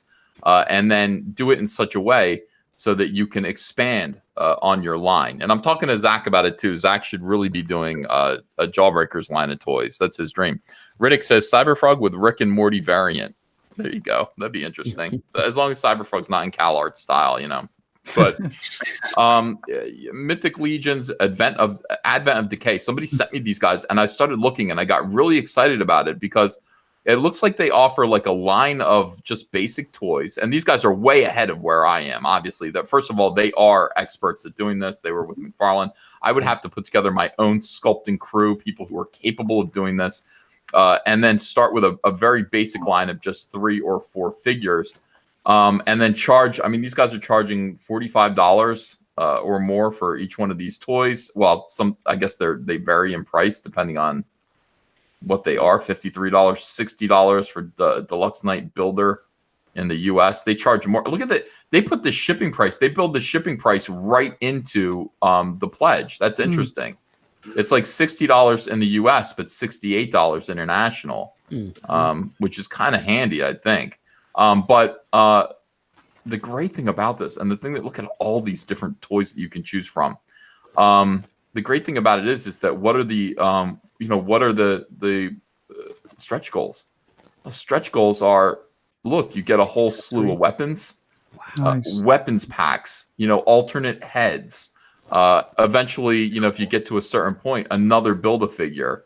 So, man, this is just so exciting to me. I can't even tell you how, like, that's really, really, really cool. I really want to see that happen for you, because that's special. I mean, that's like real deal right there. You don't really have to budget your time with something like that, though. It's so interesting. It's very interesting. It's very compelling.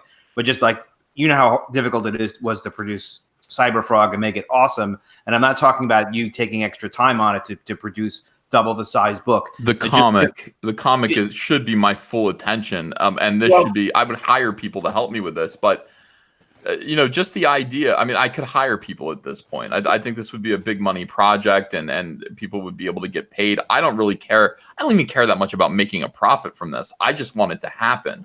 And the idea of, having CyberFrog toys and being like, okay, once we reach 200,000, everyone is getting a CyberFrog upgraded armor pack, so we can. When does this campaign end? Which one? The one we're looking at tonight. It's already over. This is from 2017. Right. So do you know these guys? Yeah, I don't have the contacts anymore, but I know they still do conventions still. I believe. I think they must have a website or email. They're findable. Yeah. Reach out to them, because they'll have more info anyway. Because I don't know if they're still doing traditional sculpting. When I left the toy industry, it was still all traditional. Now most sculptors are doing that ZBrush, so the process is different. I don't know if the price has changed, because now it's a digital file. Just from a straight up business deal standpoint, Ethan, you have valuable intellectual property, which is valuable separate from the fact that you can direct to consumer market a tremendous amount of it. That's a lot to add to an equation. So it's very conceivable that we could reach out to a couple of these guys. You found these guys. Maybe there's a couple of other people that Vinny knows that are studios, so that rather than you having to put together a studio and go out of pocket, it already sounds like it's a couple of $100,000 out of pocket for a process that you're not really familiar with managing. It may very well be that you could collaborate with guys like this and say, listen, I just want it to be amazing. I want us to all make money. I want to make sure the costs are controlled. But this is I've done relationships like this before for a couple of different kinds of things. But in any event, this is very manageable with people who already have the expertise to execute, and there's plenty of money to share. And in addition to something like this, it's tremendous for the brand. It's tremendous for the CyberFrog. It's great for ComicSGATE, but it's tremendous for the CyberFrog brand to have these kinds of toys just even in progress. But the other thing too is, even though you can probably do a lot direct to consumer, it's still worth considering, like, there could be other distribution channels for specialty toys. So part of the selection, and Vinny would back me up on this, when you're contemplating the selection, you want to think in terms of, I used to talk about building for other distribution too, not to make it less quality, just to think in terms of, well, what makes sense for a collection in terms of other distribution channels too. Vinny, it's a good project for us to work on, Vinny. We should Yeah. talking about it. Get but yeah, if you could find someone else who's got it as a self-contained unit, it's fantastic. And yeah, I would be interested. I'm talking to a bunch of people about it already. Obviously, it's it started out as just some people reaching out and saying, let's do a CYBERFROG PVC, just a cheap statue. And I was like, yeah. That makes sense. But maybe we should just do just skip that for now and just go straight to the posable, highly articulated action figure now. And that became like a line of 3 or 4. Yeah. I mean, it's possible. I'm looking at this campaign and seeing how they broke it down here. And it's all about studying successful campaigns and seeing what works and how to move it along. Look at this skeleton. God, I want this. Yeah, I want these toys. They're so nice. And they've been doing this for a while. So, they have a tier where it's like, look, you can get everything that you missed for $1,315. Okay. And look at all these toys that you get. It's like $1,300. You get them all. They have almost 200 people that went for that. Yeah. Oh, yeah. So this is something that maybe it's a slow build. Maybe we start with just CyberFrog, and we say, here's your CyberFrog toy, and once we get to this level, then we introduce the next one, and then the next one. Yeah. And I think that's what they're doing here. As I look at this, I would say definitely start slow, because that's Todd even said that too. He says his biggest regret was kind of getting into toys, but it's also something that he's happy he did. So it's the process of getting into it is very tricky. There's a lot of shit to learn. Yeah. Somebody. All right. So Novapoid says, if it has the level of quality of an SH Figure Arts, I'd buy a CyberFrog, but that would have to cost at least $65. Even more if you take into account production costs. Well, I mean, I was thinking $50, but I don't. Again, I'm clueless right now. I'm learning about this and going, I think we can do this. I think we can get this done. But it's a matter of how do we do it? How do we build it out so that we get to a whole line? And I think it might just be, hedge your bets, do a single CyberFrog action figure, but promise that if you get to a certain level, stretch goal level, you introduce Heather Swain, you introduce Rumblebee, and then the Build-A-Figure Salamandroid comes out. And if you're going to do one CyberFrog figure, you might do 3 variants of that CyberFrog figure. And recoup like crazy out of that. But a lot of ways of learning how to do this stuff is, rather than talking to independent pieces, if you can get a conversation going with one of these studios and say, hey guys, look, I'm really interested in a relationship. I'm interested in the business. If we can work something out, that's great. I have some questions for you. Let's talk and see if there's a fit, and then kind of take the conversation. I'm not talking about me being involved. I'm saying like you just have that conversation and just talk with them about trying to collaborate and work together. And just like comics, anyone asks you about comics, you want to talk about comics.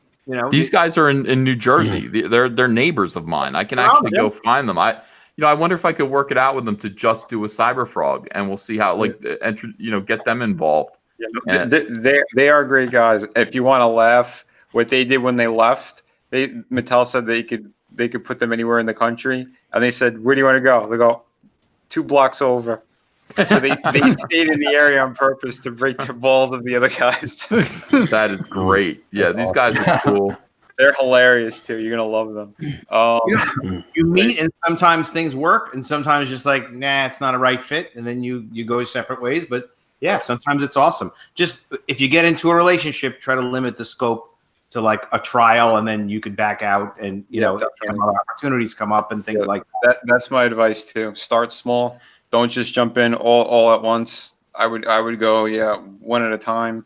Maybe even start with a bust or a statue first, and then get into the toys. So what do you think? Do you think we should do the PVC kind of what they were offering me? Just do a nice statue? Because I mean, we could get a vinyl figurine, ready in time for Christmas. I mean, these guys are ready to go. I've got, totally. Maybe we start small like that, and then I work towards the figure. But is the production USA production?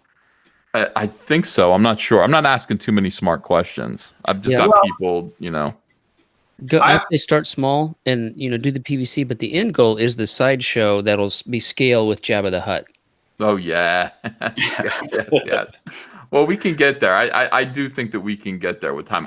The tough thing again is, you know, I'm working on Wrecked Planet. You know, I'm working on CyberFrog 2. I don't want to get too bogged down in other things. I want to hire smart people that know where I'm at and can, you know, by the way, I've got 3D Robin. Everybody knows 3D Robin. He did a beautiful 3D model of CyberFrog for the video game. That is 100% exactly like my drawing. He actually scanned my drawing and then built it out. So it's proportionately, it looks just like CyberFrog. So I said, get started on Salamandroid. And he's like, that'll take like a week. I'm like, yeah, do it. I'll pay you whatever it takes. So he's going to do a 3D model of Salamandroid. Now, these are the best ways to create just basic turnarounds so that we can make a nice Salamandroid toy. Very smart. Yeah. Well, that's what I said too, because that's what they're doing mostly. They're doing that ZBrush now. And guys work a lot quicker that way as well. You can put all the texture in. Because I know, like, even when you go to China, you could do, like, there's certain numbers and sheets where you could put a specific texture on, you know, like if you want to have like the skin have a specific texture to it, you know, the armor's going to be a little bit different. There's a lot of steps to go through. Yeah. So if you work with a specific company too, they're going to be able to give you the breakdown way better, you know. And just one thing to be really careful about in terms of Christmas is probably that's not going to work. I mean, because even if you want, like, if you want to get it for Christmas and you're going to deliver it, that's a very difficult shipping month. Nobody ships stuff successfully in the month of December. So if you want to deliver it so that people could give it like as a Christmas gift, it would have to be able to be shipped November. You know, you got to trust me. I got the shipping down. Don't even worry about it. Snarkticon DM says SJWs wouldn't have the balls to decapitate a CyberFrog figure. That's why they fail. That's funny. I did anticipate that. I'm like, if I make CyberFrog action figures, they're all going to buy them and cut them in half. Oh, no, now I see why you guys are so upset. Crying tears of soy. Decapitating your children. Yes, I know. I'll be like, no, stop it, please. I'll tell you one thing, though, too, with the, like, from the beginning of production on a figure up until when it comes out, it's pretty much like a baby. It takes around 9 months. Yeah. For all those processes when I worked there anyway. So my advice would definitely be statue would be easier and quicker if it's going to be more like a smaller contained piece. If we're talking like 1 or 2 molds, that would be your best bet. And you probably could hit around, you know, Christmas-ish time or earlier, or even a little bit after if you want to be smarter about like the shipping and stuff. Well, we'll get started now. I mean, you know, we got a lot of stuff underway. We've got a board game. We've got the trading card set. The board game, I think, will be ready by Christmas. They've been working on that for a couple months. Cool. And, you know, a bunch of stuff. But, I mean, to me, it's like I see these action figures and I'm like, but I want them. You know, it's like that. It's, you know, the board game will be fun. It's going to be cool. I really want CyberFrog and Salamandroid action figures that I can be proud of. Salamandroid with a bendy tail. You know, it's like, God, I want that. Dude, when I was working there, I got into so many figures again. I was collecting, and that wasn't my intent at all. Because then we would look at like the Japanese imports, and we were trying to figure out how to get cooler joints in there, how to convince Todd to do this stuff. Because he had his rules on what he wanted to see. But no, it gets very addictive.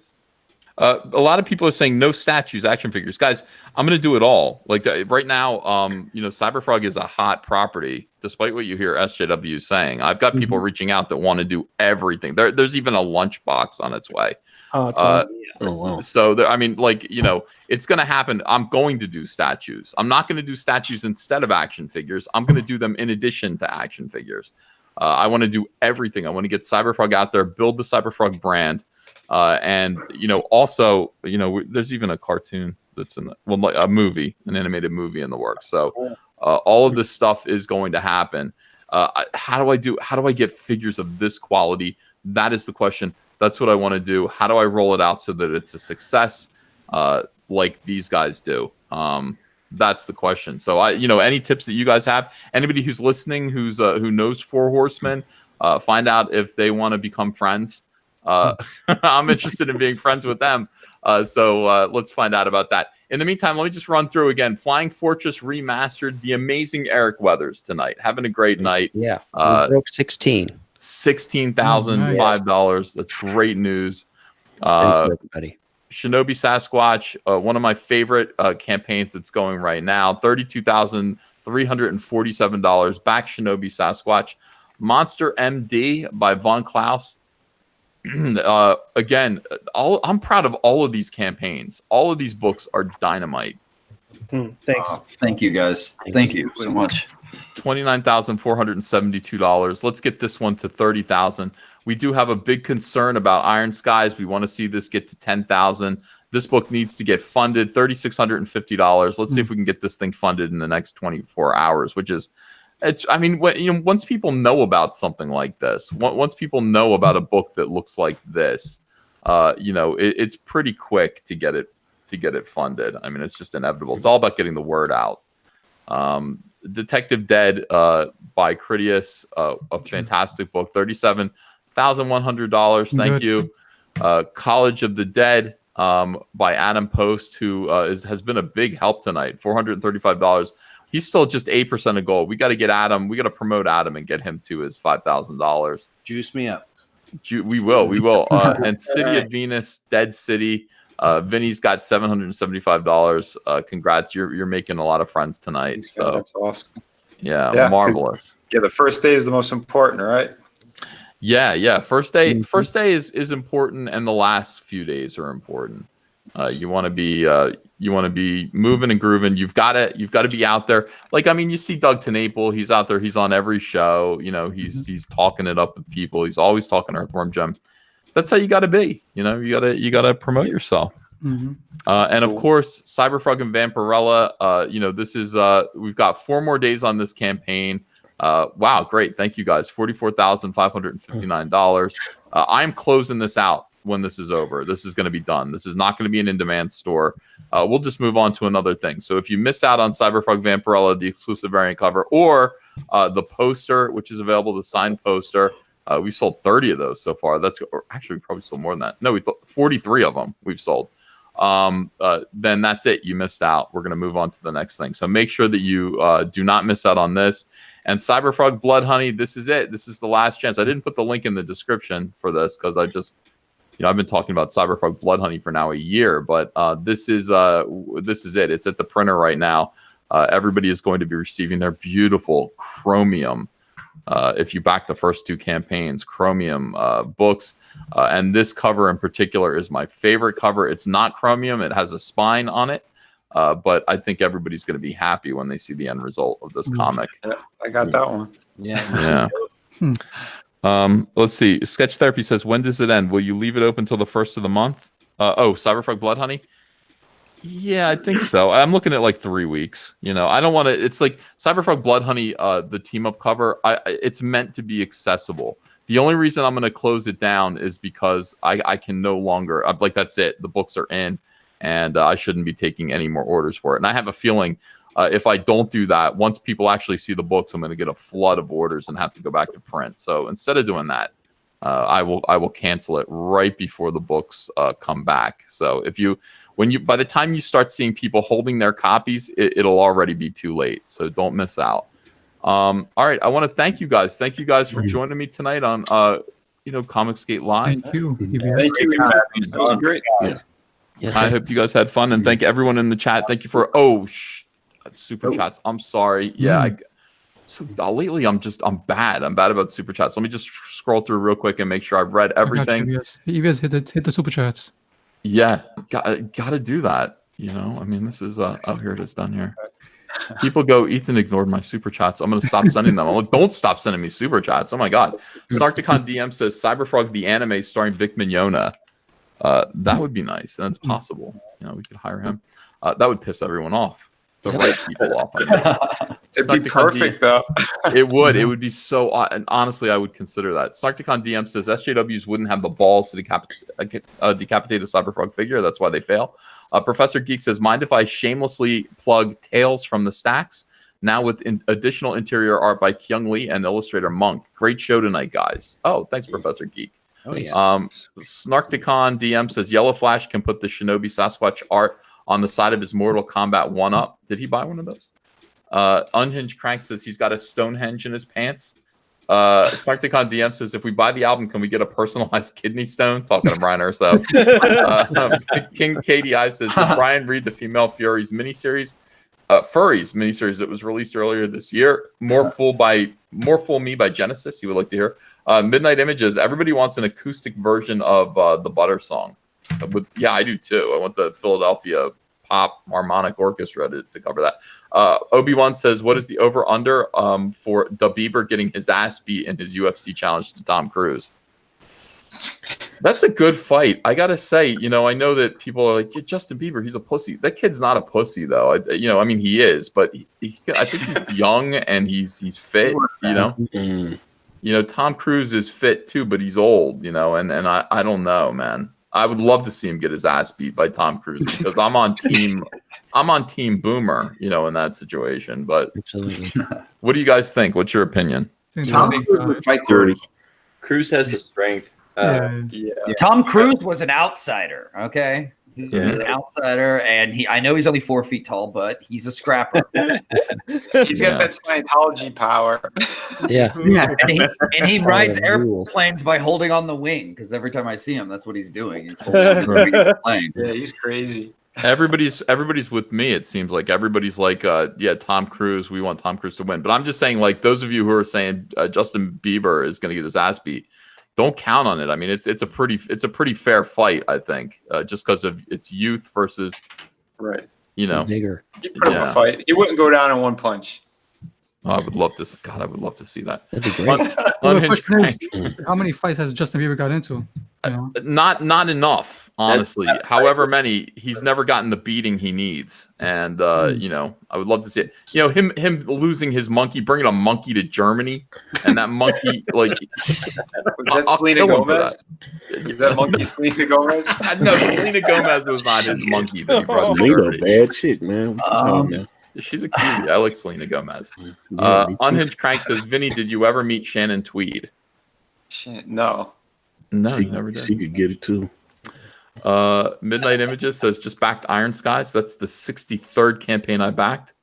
Also backed Eric, Critias, Cal, Vaughn, Narwhal, and of course EVS. We'll get the others soon. Thank you, Midnight Images. Thank you. Really appreciate it. Story time with Yang Yan Zhao says, as long as it's a fruit pie, each slice counts towards your daily fruit and veggie servings. That's how I see it, honestly. Antonio says, just backed Iron Skies. Yeah, a lot of people are supporting Iron Skies. That's good. We need to get that book funded. We need to get all these books funded. City of Venus, College of the Dead. We've got to get these things funded. Sarkticon DM says, I'm about to create more drama in the ComicSgate community. Oh, I read that one. I don't want to create. That's about pancakes or waffles. Let me see. Savai Labikin says, can you mention of my comics at Biblical Comics?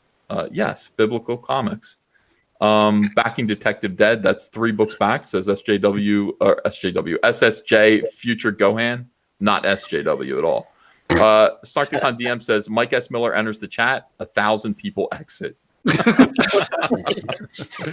Mike, Svai Lebetkin again says, hey there, new to ComicSgate, just discovered it's not a bunch of Nazis, but just great comics. Back to CyberFrog and Jawbreakers.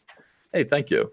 GR People says, LOL, I didn't tag you to get you fired. I just assumed that blocking people makes it hard for you to promote the book, brother. Irony that you clearly didn't. Diversity in Comics Bear says, War Campaign are the kind of guys who are just poking for fun. There's no need to blow a gasket over it. Passion for Drawing says, Drawing Aces is the most electrifying ComicSgate interview show on Thursday nights, hosted by myself and Edwin the Ace at 10 p.m. Eastern Standard Time. Yeah, they're good guys. I did one on for them as well. Yeah, they're fun. SSJ Future Gohan says, y'all, ComicSgate doesn't need drama. We need unity. I don't know. We don't necessarily need unity. It would be nice if we had it.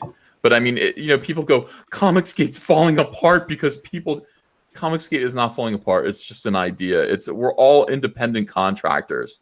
And so, as long as people are doing a good job and producing good work and selling their work, you're ComicSgate. You don't have to be on this show to be ComicSgate. This is just my show, and I'm ComicSgate. So, don't worry about people disagreeing. ComicSgate should have a diversity of opinions, but mostly it should be about good books, customer service. Yellow Flash 2 says Cal is shooting for a job at Marvel. I'm going backwards, so we're getting a couple of Yellow Flash tweets here.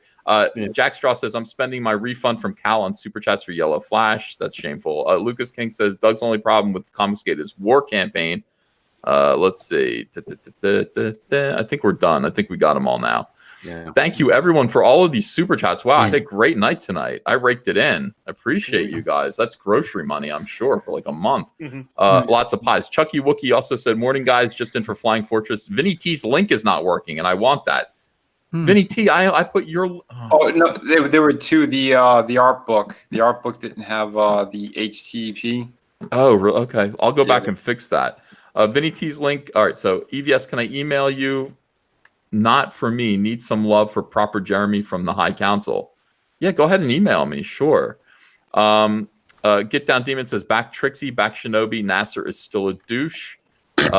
John R. Burning Stone says, hey, Ethan, 2 hours in. Is it time for shameless plugs yet? We still need a little love to finish our first fantasy comic, Red Eyes graphic novel. Let me have a look at it and let me see. Let me see what it looks like as well. All right. So with that, thank you guys. Thank you for all the super chats. Thank you for the fun time, guys. Support these comics. The success of ComicSgate, rises and falls on the customers. And if you guys like these books, look, if you don't like the books, don't back something that you don't like, because that just is going to force the creator to go back to the drawing board and come up with something you do like. And that's what ComicSgate's about. But honestly, every single one of these projects that I showed you guys tonight deserves your backing, deserves your support. It's a quality book by a fun, interested, engaged, creative person. And it will be money well spent if you do choose to support them. So thank you guys very much. And I'll see you again tomorrow. We've got 4 more days for CyberFrog Vampirella, which means I'm going to be ComicSgate Live 4 more nights. These guys will be here, maybe some new guests as well. Have a great night, everyone. Yeah, Thank you. Have a great night.